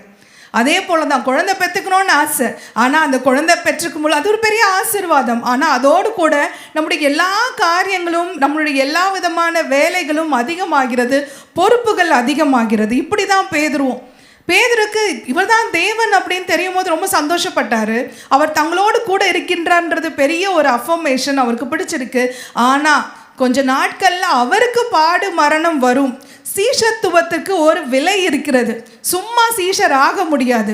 அந்த சீஷத்துவத்தின் கிரயம் என்ன அப்படின்னு சொல்லி தெரியும் போது பேதுருக்கு பயம் வருகிறது, வேண்டாம் என்று அவர் யோசிக்கிறார். நாமும் இயேசு கிறிஸ்துவோடு நம்முடைய இந்த விசுவாச பயணத்தை ஆரம்பித்திருக்கின்றோம், அவரோடு கூட நாம் நடந்து கொண்டிருக்கின்றோம். அவரோடு நடக்க நடக்க நடக்க சீஷர்களாகிய உங்களுக்கும் எனக்கும் சில காரியங்களை அவர் வெளிப்படுத்துவார். ஏன்னா இந்த இடத்துல நம்ம வாசிக்கும் போது பேதுருவிட்டையும் சீஷர்கள்கிட்டையும் அவர் என்ன சொல்லுகிறார், தன்னுடைய காரியங்களை வெளிப்படுத்தி விட்டு பாடு மரணம் இப்படி இருக்கும்னு சொல்லிட்டு தொடர்ந்து என்ன சொல்லுகிறார் பாருங்க. ஒருவன் 24ஆம் வசனத்தை வாசிக்கும் போது, அப்பொழுது இயேசு தம்முடைய சீஷர்களை நோக்கி, ஒருவன் என்னை பின்பற்ற விரும்பினால் அவன் தன்னைத்தான் வெறுத்து சிலுவையை எடுத்துக்கொண்டு என்னை பின்பற்ற கடவன். அப்போ இந்த காஸ்ட் ஆஃப் டிசைபிள்ஷிப்பை இயேசு கிறிஸ்து சொல்லும்போது, நீ எனக்கு சீஷனாய் வரும்போது எனக்கு இப்படிப்பட்ட பாடுகள் நடக்கும், எனக்கு மட்டும் கிடையாது, எனக்கு பின்பாக வருகிற உங்களுக்கும் தன் சிலுவையை சுமந்து செல்கிற, தன்னைத்தான் வெறுக்கின்ற இந்த அனுபவம் உங்களுக்கும் ஏற்படும், நீங்கள் ஆயத்தமாக இருங்கன்னு சொல்லும்போது அதற்கு அவர்களால் உடனடியாக பதில் சொல்ல முடியவில்லை. இன்னைக்கும் இயேசு கிறிஸ்து உங்களுக்கும் எனக்கும் தம்முடைய சித்தத்தை சில சமயம் வெளிப்படுத்துகிறார். நம்முடைய வாழ்க்கை குறித்து அவர் என்ன நோக்கம் திட்டம் வைத்திருக்கிறார் என்று அவர் வெளிப்படுத்துகிறார். we sometimes know the revealed will of God for our lives. ஆனால் நிறைய நேரத்தில் அந்த சித்தம் நமக்கு அது ஏற்புடையதாக இல்லை அப்படின்ற போது நமக்கு கொஞ்சம் அதை நிறைவேற்றுவதில் கொஞ்சம் கஷ்டம் இருக்கிறதுல.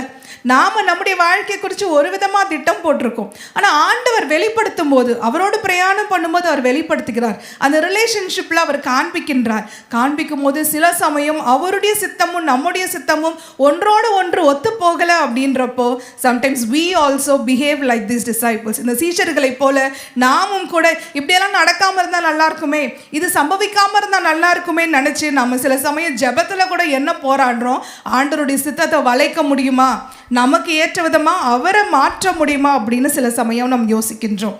இதான் மூன்றாவதாக நாம் கவனித்தோம். சீஷர்களுடைய இயேசு கிறிஸ்துவை குறித்து அவருடைய வெளிப்பாட்டிற்கு இயேசு கிறிஸ்து என்ன பதில் சொன்னார், தன்னை குறித்து அவர் என்ன சொன்னார். ஆமாம், பேதுரு சொன்ன சகலவற்றையும் இயேசு கிறிஸ்து ஆமாம் என்று சொன்னார்.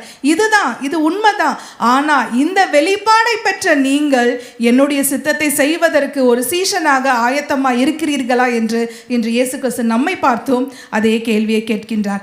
இதற்கு பிறகுதான் ஒரு 6-8 நாட்கள் இந்த ஒரு கான்வர்சேஷன் நடந்து கிட்டத்தட்ட ஒரு 6-8 நாட்களுக்கு பிறகு என்ன நடக்கிறது என்றால் இந்த மறுரூப மலையின் அனுபவம் நடக்கின்றது. என்னோடு கூட திருப்பிக் கொள்ளுங்கள். லூக்கா எழுதின சுவிசேஷம் 9ஆம் அதிகாரம் 28ஆம் வசனத்தை வாசிக்கும் போது, இந்த வார்த்தைகளை அவர் சொல்ல ஏறக்குறைய 8 நாளான பின்பு வேற சுவிசேஷ புத்தகங்களை மத்தேயு மார்க்கில் 6ன்னு போடப்பட்டிருக்கு, இங்கே 8 நாளான பின்பு அவர் பேதுருவையும் யோவானையும் யாக்கோபையும் கூட்டிக் கொண்டு ஜெபம் பண்ணுகிறதுக்கு ஒரு மலையின் மேல் இயேசு கிறிஸ்து என்ற 3 சீஷர்களை, நிறைய முக்கியமான காரியங்களை இயேசு கிறிஸ்து செய்யும் போது எப்பவுமே இந்த 3 சீஷர்கள் பிரதான சீஷர்கள் அப்படின்னு கூட நம்ம வச்சுக்கலாம், அவங்கள கூட்டிட்டு போவதை நாம் பார்க்கின்றோம். இங்கேயும் அவர்களை கூட்டிக் கொண்டு பிரேயர் பண்றதுக்கு ஒரு மலையின் மேல் ஏறினார். அது எர்மோன் மலை அப்படின்னு சொல்லி வேத ஆராய்ச்சியாளர்கள் சொல்லுகிறார்கள். அப்போ 29ஆம் வசனத்துல என்ன நடக்குது பாருங்க. அவர் ஜெபம் பண்ணுகையில் ஜெபம் பண்ணிக்கொண்டே இருக்கும்போது அவருடைய முகரூபம் அவருடைய முக ரூபம் மாறிற்று, அவருடைய வஸ்திரம் வெண்மையாகி அவருடைய வஸ்திரம் வெண்மையாகி பிரகாசித்தது. எவ்வளவு நேரம் இயேசு கிறிஸ்து அங்க ஜெபித்து கொண்டிருந்தார்னு நமக்கு தெரியல, அந்த காரியங்கள் இங்கே சொல்லப்படவில்லை. ஆனால் அவர் ஜெபித்து கொண்டிருக்கும் போதே அந்த டிரான்ஸ்பிகரேஷன், அந்த மறு ரூபம், அவருடைய ரூபம் மாறினதை அங்கே நாம் பார்க்கின்றோம். தொடர்ந்து 30ஆம் வசனத்தில் வாசிக்கும் போது, அன்றைய மோசே எலியா என்னும் 2 பேரும் மகிமையோட காணப்பட்டு அவருடனே சம்பாஷணை பண்ணி, அங்கே தனியாக அல்ல, அவரோடு கூட யார் வருகிறார்கள் என்றால் மோசேயும் எலியாவும் வருகிறார்கள். இங்கே இயேசு கிறிஸ்து அவர் அவருடைய ரூபம் மாறினதுன்னு பார்க்கின்றோம். கொஞ்சம் அவருடைய உண்மையான மகிமை, அவருடைய தெய்வத்துவம் அந்த இடத்துல டக்குன்னு ரிவீல் ஆச்சு. கொஞ்ச நேரத்துக்கு அந்த சீஷர்கள் பார்க்கும்போது அந்த நேரத்தில் அவர் என்ன ஆனார்னா அந்த இடத்துல மறுரூபமானார். அப்போ இந்த உலகத்தில் இயேசு கிறிஸ்து இருக்கும்போது எப்படி தான் இருந்தார் அப்படின்னா, ஏசாயா 53ஆம் அதிகாரம் 2ஆம் வசனத்தின் 2வது பகுதியை வாசிக்கும் போது, ஏசாயா 53 2வது வசனத்தின் பிற்பகுதி வாசிக்கும் போது, நாம் அவரை விரும்பத்தக்க ரூபம் அவருக்கு இல்லாதிருந்தது, நாம் விரும்பத்தக்க ரூபம் அவருக்கு இல்லாதிருந்தது, அவர் அசட்டை பண்ணப்பட்டவரும் போதும். அப்போ அவருடைய ரூபம் எப்படி தான் இருந்ததுன்னா, யாரும் பார்த்தா நேசிக்கிற, இல்லை உடனே பார்த்தோடனே பிடித்து போகின்ற ரூபம் அவருக்கு இல்லை. தன்னுடைய மகிமையை இழந்தவராக தான் இந்த உலகத்திலே அவர் இருந்தார். அவர் தானாக அதை கொடுத்து விட்டு பிதாவினுடைய சித்தத்திற்கு ஒத்துக்கொண்டு அவர் இந்த உலகத்திற்கு வந்தார். ஆனால் அந்த இடத்துல இந்த மறுரூப மலையில், எர்மோன் மலையின் மேலே கொஞ்ச நேரம் அந்த விட்டு வந்த அந்த மகிமை இயேசு கிறிஸ்துவுக்குள்ளாக வந்ததை நாம் பார்க்கின்றோம். இவர் கூட இருந்தது மோசேயும் எலியாவும். இவர்கள் எதை குறிக்கிறார்கள்? ஏன் எத்தனையோ பழைய ஏற்பாட்டு பரிசுத்தவான்கள் இருக்கும்போது ஏன் இந்த மறுரூப மலையிலே இயேசு கிறிஸ்து பிரத்யட்சமாக மோசேயும் எலியாவோடு அங்கே அவர் பேசிக் கொண்டிருந்தார்? ஏன் அவர்கள் தோன்றினார்கள்னு யோசிக்கும் போது, ஒருவேளை மோசே எல்லா நியாயப்பிரமாணத்தையும் அவர் குறிக்கின்றார் அல்லவா? நியாயப்பிரமாணத்தை பெற்றுக் கொடுத்தது மோசே தான். அப்போ மோசே ஒருவேளை நியாயப்பிரமாணத்தை அவர் குறிப்பவராக இருக்கலாம். எலியா எல்லா தீர்க்கதரிசிகளுடைய ஒரு ரெப்ரசன்டேட்டிவா அங்கு அவர் வந்திருக்கலாம். ஏனென்றால் ரோமர் 3ஆம் அதிகாரம் 21ஆம் வசனத்தை வாசிக்கும் போது, ரோமருக்கு எழுதப்பட்ட நிருபம் 3:21 இப்படி இருக்க நியாயப்பிரமாணம் இல்லாமல் தேவநீதி வெளியாக்கப்பட்டிருக்கிறது, அதை குறித்து நியாயப்பிரமாணமும் தீர்க்க தரிசனங்களும் சாட்சியிடுகிறது. அப்ப இங்க தேவ நீதி என்பது இயேசு கிறிஸ்துவை குறிக்கிறது. இயேசு கிறிஸ்துவை குறித்து நியாயப்பிரமாணமும் தீர்க்க தரிசனங்களும் சாட்சியிடுகிறது அப்படின்னு சொல்லி நாம் வாசிக்கின்றோம். அப்போ இந்த இடத்துல மோசேயும் எலியாவும் நியாயப்பிரமாணமும் தீர்க்க தரிசிகளுமாக அங்கே இருந்து இயேசுவுக்கு அவர்கள் சாட்சி கொடுத்ததை நாம் பார்க்கின்றோம். மத்தேயு 5:17 வாசிக்கும் போது, மத்தேயு 5ஆம் அதிகாரம் 17ஆம் வசனத்திலே, நியாய பிரமாணத்தை ஆனாலும் தீர்க்க தரிசனங்களை ஆனாலும் அழிக்கிறதற்கு நான் வந்தேன் என்று எண்ணிக்கொள்ளாதேயுங்கள், அழிக்கிறதற்கு அல்ல, நிறைவேற்றுவதற்கே. அப்போ the fulfillment of the law and the prophets, நியாய பிரமாணங்களும் தீர்க்க தரிசனங்களும் நிறைவேறுதலாக இயேசு கிறிஸ்து வந்தார் என்பது இந்த இடத்துல நம்மால் புரிந்து கொள்ள முடிகின்றது. ஆகவே மோசேயோடும் என்ன அவர் பேசிக் கொண்டிருந்தார் எலியாவோடும் என்று பார்க்கும்போது, மறுபடியும் நம்முடைய நிருபத்திற்கு வரலாம். 31ஆம் வசனத்தை வாசிக்கும் போது, அவர் எருசலேமிலே நிறைவேற்ற போகிற அவருடைய மரணத்தை குறித்து பேசிக் கொண்டிருந்தார்கள். எருசலேமிலே நிறைவேற்ற போகிற அவருடைய மரணத்தை குறித்து, இன்னும் இதை மூல பாஷையில வாசிக்கும் போது அவருடைய எக்ஸோடஸை குறித்து, அவருடைய யாத்திரையை குறித்து இந்த இடத்துல அவங்க 3 பேரும் சம்பாஷித்தார்கள் அப்படின்னு சொல்லி பார்க்கின்றோம். அது என்ன யாத்திரை என்றால், உலக பிரகாரமாக முன்பு நடந்த அந்த யாத்திரை அல்ல. இஸ்ரவேல் ஜனங்கள் எகிப்திலிருந்து மீட்கப்பட்டு அவர்கள் வெளியே வந்தார்களே, அங்க அவங்களுக்கு ரட்சிப்பு எப்படி கிடைச்சதுன்னா, ஆண்டவருடைய ஓங்கிய பலத்தினாலே, அவருடைய புயத்தினால் இஸ்ரவேலர்களுக்கு ஒரு ரட்சிப்பு கிடைத்தது. ஆனால் பாவத்தில் சிக்கியிருக்கின்ற இந்த உலகத்திற்கு இயேசு கிறிஸ்துனுடைய யாத்திரை தான் விடுதலையை கொடுக்க முடியும். அது என்ன யாத்திரை என்றால், இங்கே இருந்து எருசலேமுக்கு நேராக, இதற்கு பிறகெல்லாம் அவர் பேசுறது என்ன அப்படின்னு சொன்னா, தன்னுடைய பாடுகளை குறித்து, மரணத்தை குறித்து, எருசலேமுக்கு சமீபமாய் சீக்கிரமா போகணும் அப்படின்றத காரியங்களை தான் இயேசு கிறிஸ்து பேசிக்கொண்டே இருந்தார். அப்போ இந்த காரியங்களை குறித்து தான், ஏனென்றால் இந்த உலகத்திற்கு மீட்பு எங்கே இருந்து வரும் என்றால், இயேசு கிறிஸ்துவனுடைய கல்வாரி சிலுவையிலே அவர் தியாகமாய் பாடுகள் பட்டு தன்னுடைய உயிரை கொடுத்ததினால்தான் உங்களுக்கும் எனக்கும் இந்த மீட்பு கிடைத்திருக்கிறது. ஏன்? அங்கே வந்து நின்ற மோசேக்கும் எலியாவுக்குமே எங்கே இருந்து தான் மீட்பு கிடைக்கும் அப்படின்னா இயேசு கிறிஸ்து நிறைவேற்ற போகின்ற இந்த பாடு மரணத்தின் மூலமாக தான் பழைய ஏற்பாட்டில் இருக்கிறவங்களுக்கும் மீட்பு அவர் மூலமாக தான். அப்போ அந்த இடத்துல வந்து அவங்க அந்த காரியங்களை குறித்து சம்பாஷித்ததை நாம் பார்க்கின்றோம். அதற்கு பிறகு 32ஆம் வசனத்தில் என்ன நடக்குது பாருங்க. பேதுருவும் அவனோடு இருந்தவர்களும் நித்திரை மயக்கமாயிருந்தார்கள். ஆகிலும் அவர்கள் விழித்து அவருடைய மகிமையையும் அவரோடு நின்று அவருடைய அவ்விரண்டு பேரையும் கண்டார்கள். இந்த இடத்துல அவங்க 2 பேரும் எப்படி இருந்தாங்க? 3 பேரும் தூங்கிட்டாங்க. ஒருவேளை மலை ஏறுனதுனால அந்த களைப்புனால அவங்க தூங்கிட்டாங்களா தெரியல. அப்படி இல்லைன்னா ஒருவேளை ராத்திரி நேரமாக இருந்திருக்கலாம். இன்னும் எவ்வளவு நேரம் இயேசு கிறிஸ்து ஜெபித்து கொண்டிருந்திருக்கான்னு தெரியல. அந்த இடத்துல அவங்க எப்படி இருந்தாங்கன்னா கலங்கி போயிட்டு ஒரு மாதிரி ஒன்றும் புரியாமல் டக்குன்னு டீப் ஸ்லீப்லேருந்து ஒருத்தரை எழுப்புனா, நம்மளை குலுக்கி எழுப்புனா எப்படி இருப்போம்? கொஞ்ச நேரத்துக்கு எங்கே இருக்கிறோன்னு நம்மளுக்கு தெரியல. அப்படி தான் அவங்க இருந்தாங்க. ஆகவே அந்த இடத்துல அவங்க என்ன சொன்னாங்க? 33ஆம் வசனத்தில் அந்த தூக்க கலக்கத்திலே டக்குன்னு இந்த ஒரு மகிமையின் பிரகாசத்தை பார்க்கும்போது, ஏனென்றால் நம்ம வந்து எப்படி இருந்தார் இயேசு கிறிஸ்துன்னு பார்க்கும்போது ஒரு வசனத்தை வாசிக்கலாம். மார்க் 9:3 பார்க்கும்போது அவர் எப்படி இருந்தார்? அவருடைய வஸ்திரத்தை குறித்து போடப்பட்டிருக்கிறது. அவருடைய வஸ்திரம் உறைந்த மழையை போல பூமியில எந்த வண்ணானும் வெளுக்க கூடாத வெண்மையாய் பிரகாசித்தது. அப்படி ஒரு வெளிச்சம், அப்படி ஒரு பிரகாசம். இதை டக்குன்னு கண்ணை முழிச்சு இவங்க பார்க்கும்போது பேதுருவுக்கு என்ன சொல்றதுனே தெரியல. அவர் என்ன சொல்றாரு பாருங்க 33ஆம் வசனத்துல.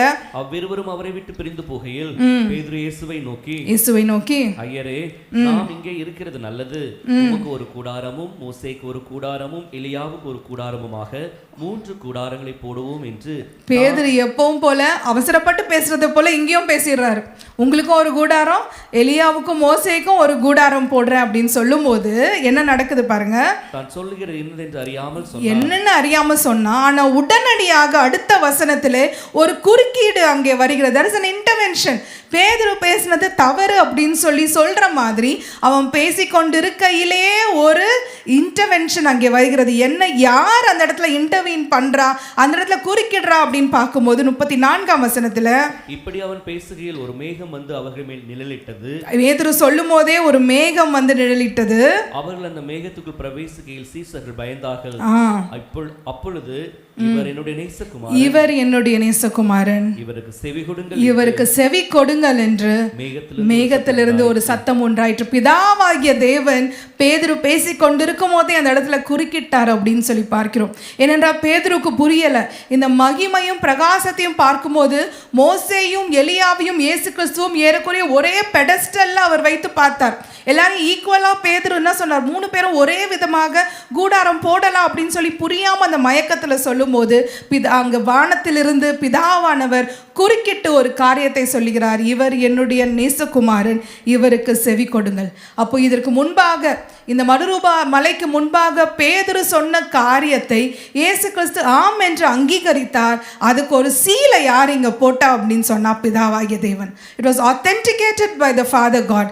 இவர்தான் என்னுடைய நேசகுமாரன், இவருக்கு செவி கொடுங்கள் என்று அந்த இடத்துல அவர் சொல்லுகிறதை பார்க்கின்றோம். பிதாவாகிய தேவன் சொன்ன காரியங்கள் இன்னும் கிளியரா மத்தேயுல நம்ம வாசிக்கலாம். மத்தேயு 17ஆம் அதிகாரம் 5ஆம் வசனத்தை வாசிக்கும் போது, அவன் பேசுகையில் இதோ ஒரு மகிமையுள்ள ஒரு மேகம் இவர்கள் மேல் நிழலிட்டது. இவர் என்னுடைய நேசகுமாரன். முதலாவதாக என்ன சொல்கிறார்? இவர் என்னுடைய நேசகுமாரன். நேசகுமாரன்ற வேர்டை பிரிக்கும் போது முதலாவது he is my son, Jesus is the son of God. இவர் என்னுடைய குமாரன் அப்படின்னு சொல்லி பிதா சொல்கிறார். இரண்டாவது, இவரை நான் நேசிக்கிறேன். இவர் சாதாரண குமாரன் இல்லை, இவர் என்னுடைய நேசகுமாரன். the Father God loves Jesus Christ. அடுத்ததாக என்ன சொல்கிறார் பாருங்க?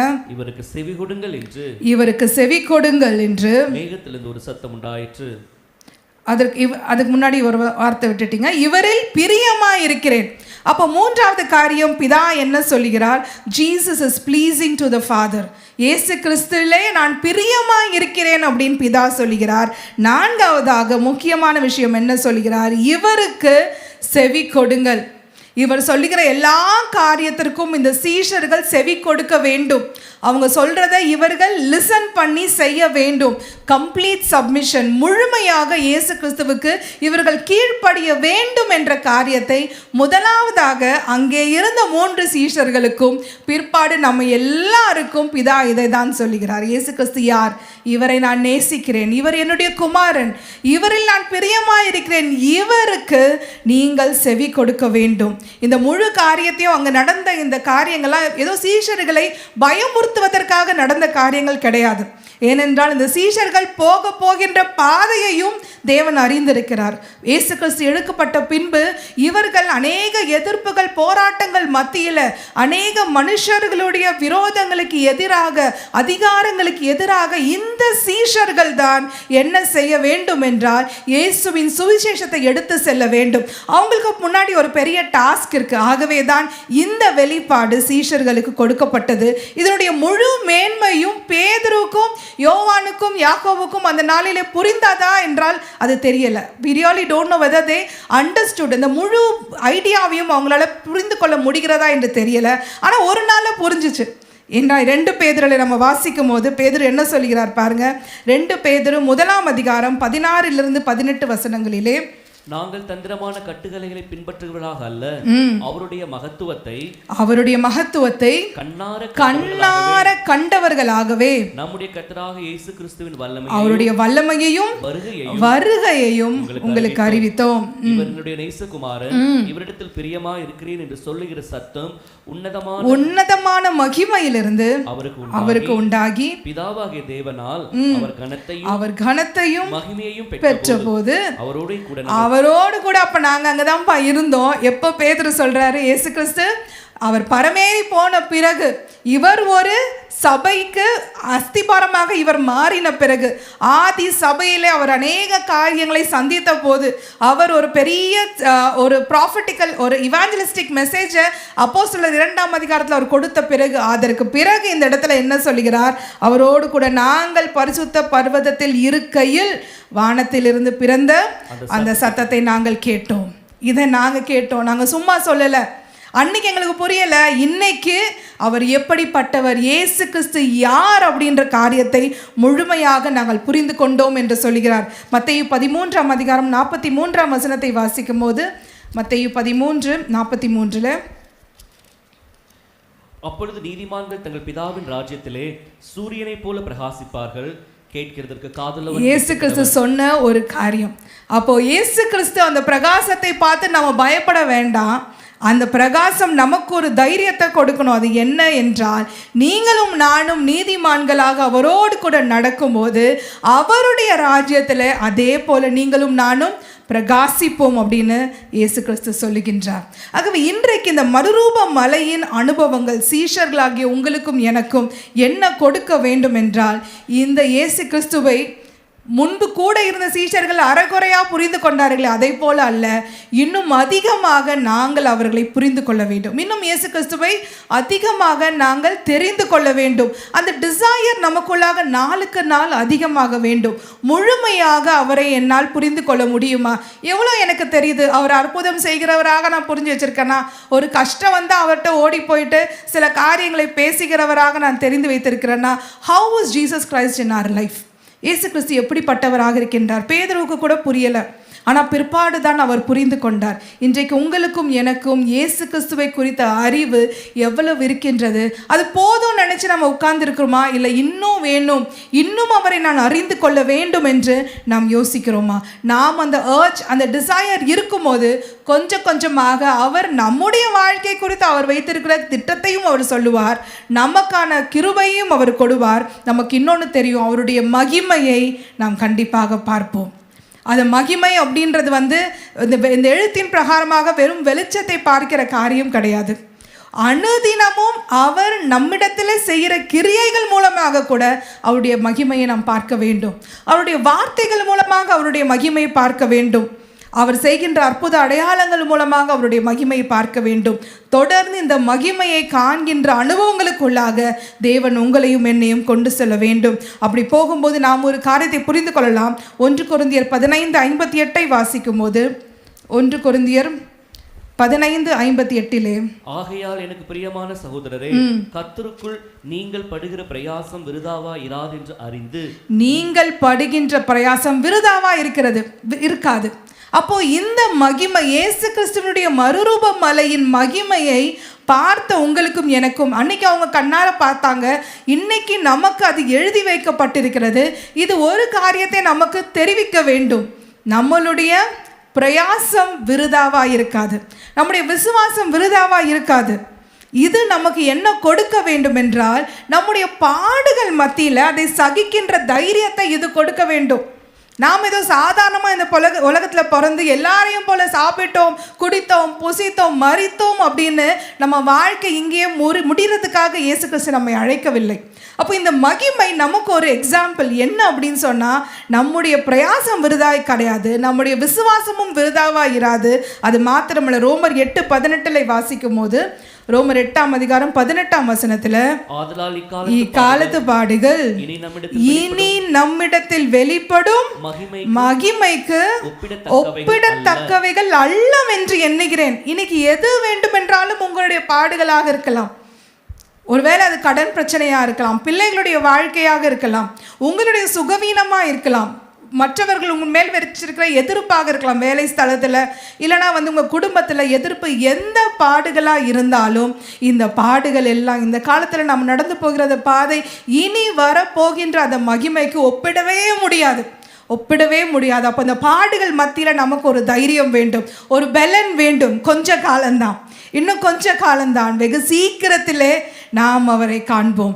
அப்பொழுது அந்த மகிமை, அவரை பார்க்கும்போது நமக்கு உண்டாகின்ற அந்த காரியம், அதற்கு எதையுமே ஒப்பிட முடியாது. கொலோசியர் 1:27 வாசிக்கும் போது, கொலோசியர் 1:27 வாசிக்கும் போது, 27 பின்பகுதியை வாசிக்கலாம். கிறிஸ்துவானவர் மகிமையின் நம்பிக்கையாக, கிறிஸ்துவானவர் உங்களுக்கும் எனக்கும் எப்படி இருக்கிறார்? மகிமையின் நம்பிக்கையாக இருப்பதே அந்த ரகசியம். இந்த ரகசியம் இன்னைக்கு நமக்குள்ளாக இருக்கிறதா? இது சீக்கிரட்டா நம்ம வச்சிருக்கிறோமா, இல்லைனா உண்மையாகவே இந்த ரகசியத்தின் வெளிப்பாடு என்ன அப்படின்னு நமக்கு தெரியுதா? அவர் யாரா இருக்கிறார் என்றால், நம்முடைய மகிமையின் நம்பிக்கை. He is the God of glory. மகிமையின் நம்பிக்கையாக இயேசு கிறிஸ்து உங்களுக்கும் எனக்கும் இருக்கின்றார். அப்போ அவருடைய மகிமையை தரிசித்திருப்போம் என்றால் நம்ம என்னதான் செய்வோம் என்றால், அவருக்கு முன்பாக நாம் பணிந்து குனிந்து அவரை பார்த்து, I stand in awe of you, ஆண்டவரே உங்கள் மகிமை பிரதாபங்களை, உம்முடைய மகத்துவத்தை, நீர் எவ்வளவு பெரியவர் ஆண்டவரே, நீர் என்னை தேடி வந்தீரே, உம்முடைய மகிமை எவ்வளவு பெரியது, எல்லாத்தையும் வேண்டான்னு ஒதுக்கிட்டு எனக்காக நீர் இந்த உலகத்தில் இடங்கி வந்தீர், எனக்காக பாடுகள் பட்டீர், இந்த யாத்திரையின் பாடுகளின் யாத்திரை மூலமாக என்னை நீர் ரட்சித்தீரே, உங்க மகிமைக்கு அளவே இல்லை அப்படின்ற இதை விவரித்து சம்டைம்ஸ் நம்மளுடைய மூளை அறிவுக்கு இது எட்டாது. இது வசனத்தினுடைய ஆழங்களில் இதை மெடிடேட் பண்ண தியானிக்க எவ்வளோ பெரிய விஷயங்க. இது எவ்வளவு பெரிய விஷயம். ஆண்டவருடைய மகிமை, அதை பார்க்கும்போது, அதை யோசிக்கும் போது நம்மால் செய்யக்கூடிய ஒரே விஷயம் என்னன்னா, அவருக்கு முன்பாக தாழ விழுந்து நம்மளுடைய சிங்காசனங்களை எல்லாம், நம்முடைய க்ரௌன்ஸ் எல்லாவற்றையும் அவருக்கு முன்பாக வைத்து, என்னுடைய படிப்பாக இருக்கலாம், என்னுடைய குடும்பமாக இருக்கலாம், என்னுடைய சொத்து சுகமாக இருக்கலாம், என்னுடைய அறிவாற்றலாக இருக்கலாம், என்னுடைய ஆவியின் வரங்களாக இருக்கலாம், என்னுடைய ஊழியமாக இருக்கலாம், எல்லாவற்றையும் ஒன்று தான் நான் செய்ய முடியும். அந்த மகிமைக்கு முன்பாக நான் அதை எல்லாவற்றையும் இறக்கி வைத்து, இப்படி தான் வெளிப்படுத்துதலில் வாசிக்கிறோம். வெளிப்படுத்துதல் 5 வாசிக்கும் போது, வெளிப்படுத்துதல் 5 8 வாசிக்கும் போது பாருங்க, அந்த புஸ்தகத்தை அவர் வாங்கின போது அந்த 4 ஜீவன்களும் 24 மூப்பர்களும் தங்கள் சுரமண்டலங்களையும் பரிசுத்தவான்களுடைய ஜெபங்களாகிய தூப வர்க்கத்தால் நிறைந்த பொற்கலசங்களை பிடித்துக்கொண்டு ஆட்டுக்குட்டியானவருக்கு முன்பாக வணக்கமாய் விழுந்து, அவங்க சொல்றத பாருங்க, அந்த அர்த்த வசனத்துல, புஸ்தகத்தை வாங்கவும் முத்திரைகளை உடைக்கவும் நீர் ஒருவரே பாத்திரராய் இருக்கிறீர். இன்னும் அந்த நீங்க அந்த 12 வரைக்கும் நீங்க வாசிக்கலாம். எப்படி அவங்க எல்லாவற்றையும் என்ன பண்ணாங்க, ஆட்டுக்குட்டியானவருக்கு முன்பாக அவர்கள் வைத்து அவர்கள் தாழ விழுந்தார்கள். இன்னைக்கு இயேசு கிறிஸ்துவை இப்படி மகிமையும் மகத்துவம் நிறைந்தவராக நம்முடைய கண்கள் பார்க்கிறதா? நம்முடைய விசுவாச கண்களினால் பார்க்க முடிகிறதா? அப்போ நமக்கு நல்லா தெரியும், நம்ம ஒரு தாழ்மைக்குள்ளாக வருவோம். எதுவுமே நம்மை உயர்த்தாது, அந்த பெருமைன்றது நமக்கு இருக்காது. ஏனென்றால் அவர் நம்மை தெரிந்து கொள்வதற்கு நம்ம எந்த விதத்திலும் பாத்திரவான்கள் கிடையாது. இது மாத்திரமல்ல, கடைசியாக இந்த மகிமை நமக்கு என்ன கொடுக்கும் என்றால், மரணத்தை சந்திக்கும் போது ஒரு தைரியத்தை கொடுக்கும். நாம் ஒருவராகிலும் நம்பிக்கை இல்லாதவர்களைப் போல அழக்கூடாதுன்னு வசனம் சொல்லுகிறது. நாம் மரணத்தை, நம்முடைய மரணத்தையே எப்படி சந்திப்போம் என்றால் ஒரு தைரியத்தோடு, வித் கான்ஃபிடன்ஸ். இந்த மகிமை என்னவென்று நாம் புரிந்து கொண்டோம் என்றால் இந்த காரியங்கள் எல்லாம் நம்முடைய வாழ்க்கையில் அது நடக்கும். இன்னும் அதிகமாக இயேசுவை தெரிந்து கொள்ள வேண்டும். அவருடைய மகிமை இன்னும் நம்மில் வெளிப்பட வேண்டும். நம்முடைய விசுவாசம் இராது. பாடுகள் கஷ்டங்கள் வரும்போது சகிக்கக்கூடிய திராணியை இந்த மகிமை கொடுக்கும்.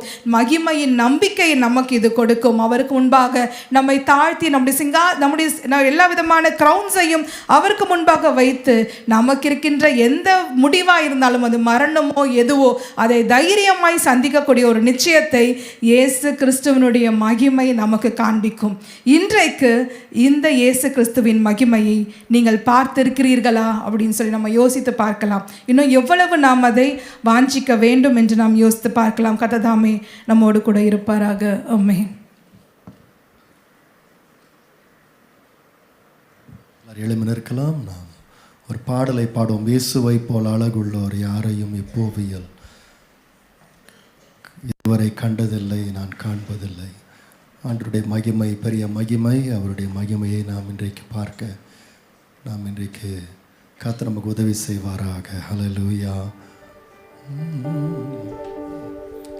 இயேசுவை போல் அழகுள்ளோர் யாரையும் எப்போவினும் இதுவரை கண்டதில்லை, காண்பதும் இல்லை.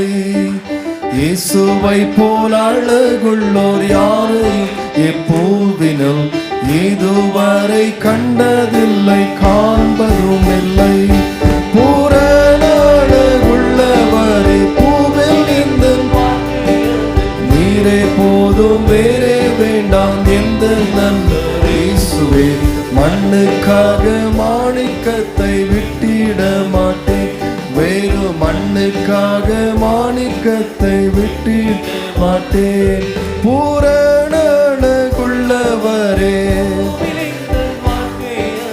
நீரே போதும், வேறே வேண்டாம் எந்த நண்பர் இயேசுவே.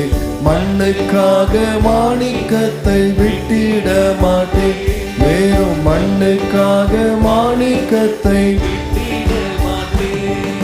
சம்பூரண அழகுள்ளோர் என்னை மீட்டு கொண்டிரே, சம்பூரணமாக என்னை உந்தனுக்கிந்தே.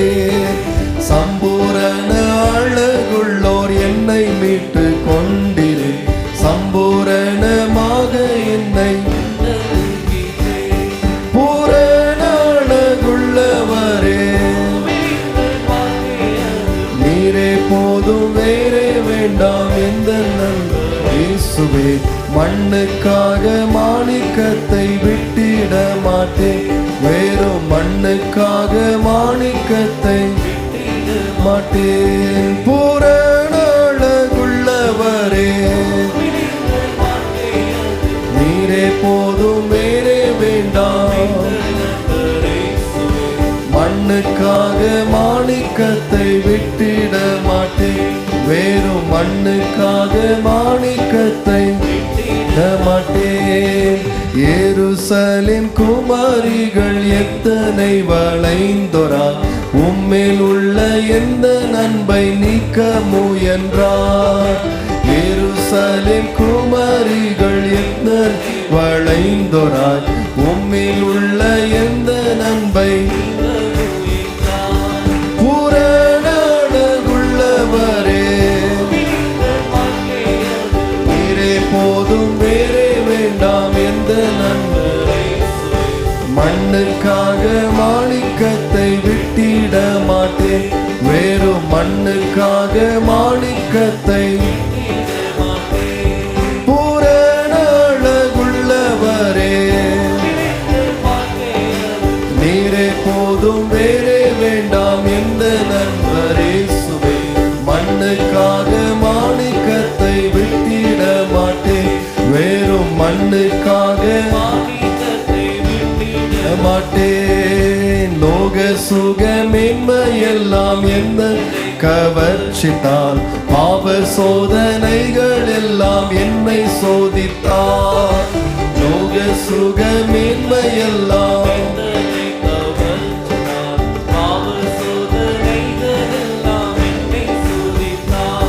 பூரண அழகுள்ளவரே, நீரே போதும் வேறே வேண்டாம் எந்த நண்பர் இயேசுவே. மண்ணுக்காக மாணிக்கத்தை, வேறும் மண்ணுக்காக மாணிக்கத்தை விட்டீரோ. பூரண அழகுள்ளவரே, நீரே போதும் வேறே வேண்டாம் எந்த நண்பர் இயேசுவே. மண்ணுக்காக மாணிக்கத்தை, வேறும் மண்ணுக்காக மாணிக்கத்தை விடமாட்டேன்.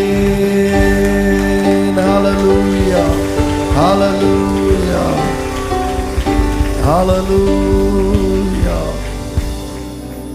நீங்களும் நானும் இயேசுவையுடைய மகிமையை கண்டிருக்கின்றோம். ஆகவே அவரை பின்பற்றி கொண்டிருக்கின்றோம். பாடுகள் வந்தாலும், சோதனைகள் வந்தாலும், பாவ சூழ்நிலை வந்தாலும் ஆண்டவருடைய மகிமையை நாம் பார்த்தபடியினாலே ஆண்டவரை பின்பற்றி கொண்டிருக்கின்றோம். இன்றைக்கு கூட ஆண்டவருடைய மகிமை காண ஆண்டவர் விரும்புகின்றார். அவருடைய மகிமை நாம் பேதுருவை போல, யோவானை போல நாம் காணும்போது அவருக்காக இன்னும் நாம் தைரியமாய் நிற்போம், இன்னும் உறுதியாய் இருப்போம். அவரையே நாம் பின்பற்றுவோம். ஹல்லேலூயா. அவரையே நாம் பிடித்து கொள்ளுவோம். இந்த பக்கம் அந்த பக்கம் அசையாதபடிக்கு தேவனுடைய மகிமையை நாம் காண்போமானால், அவருடைய சத்தத்தை கேட்போமானால் நம்ம உறுதியாய் நிற்போம். இன்றைக்கு கூட ஆண்டவரை பார்த்து நம்ம ஜெபம், ஆண்டவரே உம்முடைய மகிமையை பார்த்தவர்களாக உம்மையே பற்றி கொள்ளும்படியாக கிருபை தாரும் ஆண்டவரே. உம்மையே பற்றி கொள்ள எங்களுக்கு கிருபை தாரும் ஆண்டவரே. ஹல்லேலூயா. நிந்தனைகள் போராட்டம் வந்தோம், நீதியின் தேவன் தாங்கினாரே. நிந்தனைகள் போராட்டம் வந்தோம், நீதியின் தேவன் தாங்கினாரே. நேசர் கோடி என் மேல் பறக்க, நேசர் உமக்காய் ஜீவித்திடுவேன். என் மேல் பறக்க, நேசர் உமக்காய் ஜீவித்திடுவேன். நம்புவேன் இயேசுவை, நம்புவேன் இயேசுவை, நம்புவேன் இயேசுவை, இயேசுவை. அத்திமரம், அத்திமரம் ஆட்டு மந்தை முதலற்றாலோ, அத்திமரம்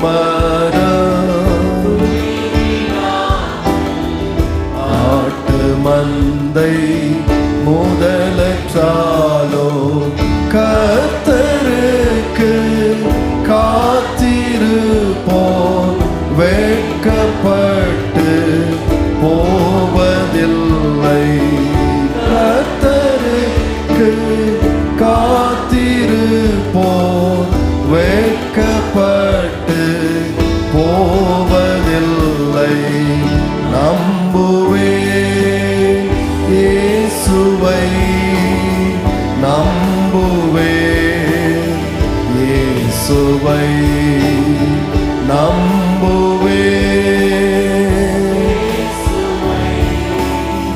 நம்புவேன் இயேசுவை, நம்புவேன், நம்புவேன், நம்புவேன் இயேசுவை. நல்ல பிதாவே, உம்முடைய மகிமை கண்டிருக்கின்றோம். ஆகவே கர்த்தாவே, எங்களுடைய எல்லா வாழ்க்கையின் சூழ்நிலைகளிலும் போராட்டங்களிலும் உம்மையே நாங்கள் உறுதியாய் பற்றி கொள்ளுகிறோம் ஆண்டவரே. உம்மையே பற்றி கொள்ளுகிறோம் ஆண்டவரே. நீரே எங்களுடைய தேவன், நீர்தான் நேசகுமாரன், நீரே எங்களுடைய ஒரே தந்தை என்பதை அறிந்திருக்கிறோம் ஆண்டவரே. ஆகவே உம்மை உறுதியாய் நாள் பற்றி கொள்ளுகிறோம் ஆண்டவரே, உம்மை உறுதியாய் பற்றி கொள்ளுகிறோம் ஆண்டவரே. கர்த்தரே, எங்களை தொடர்ந்து உம்முடைய மகிமையை காண்பித்து எங்களை வழிநடத்துவீராக ராஜா. ஆண்டவரே, எந்த உயர்வானால் தாழ்வானாலும் உம்மை உறுதியாய் பற்றி கொள்ள எங்களுக்கு கிருபை தாரும் ஆண்டவரே. வழிநடத்தும் ஆசீர்வதியும் இயேசுவின் நாமத்தில் பிதாவே, ஆமென். எல்லாரும் சேர்ந்து ஆத்துமாவே கர்த்தரை ஸ்தோத்திரி, என் முழுமே பரிசுத்த நாமத்தை ஸ்தோத்திரி. என் ஆத்துமாவே கர்த்தரை ஸ்தோத்திரி, கர்த்தர் செய்த சகல உபகாரங்களை மறவாதே. ஆமென். நம்முடைய கர்த்தராகிய இயேசு கிறிஸ்துவின் கிருபை, பிதாவாகிய தேவனுடைய அன்பு, பரிசுத்த ஆவியான அந்யோன்ய ஐக்கியம் நம் அனைவரோடு கூட இன்றும் என்றும் சதா காலங்களிலும் கிறிஸ்தேஸ்வர வருகை மட்டும் நம் அனைவரோடு கூட என்றும் இருப்பதாக. ஆமென், ஆமென். God bless you. கர்த்தர் உங்களை ஆசீர்வதித்து வழி நடத்துவார். Praise the Lord. Praise the Lord.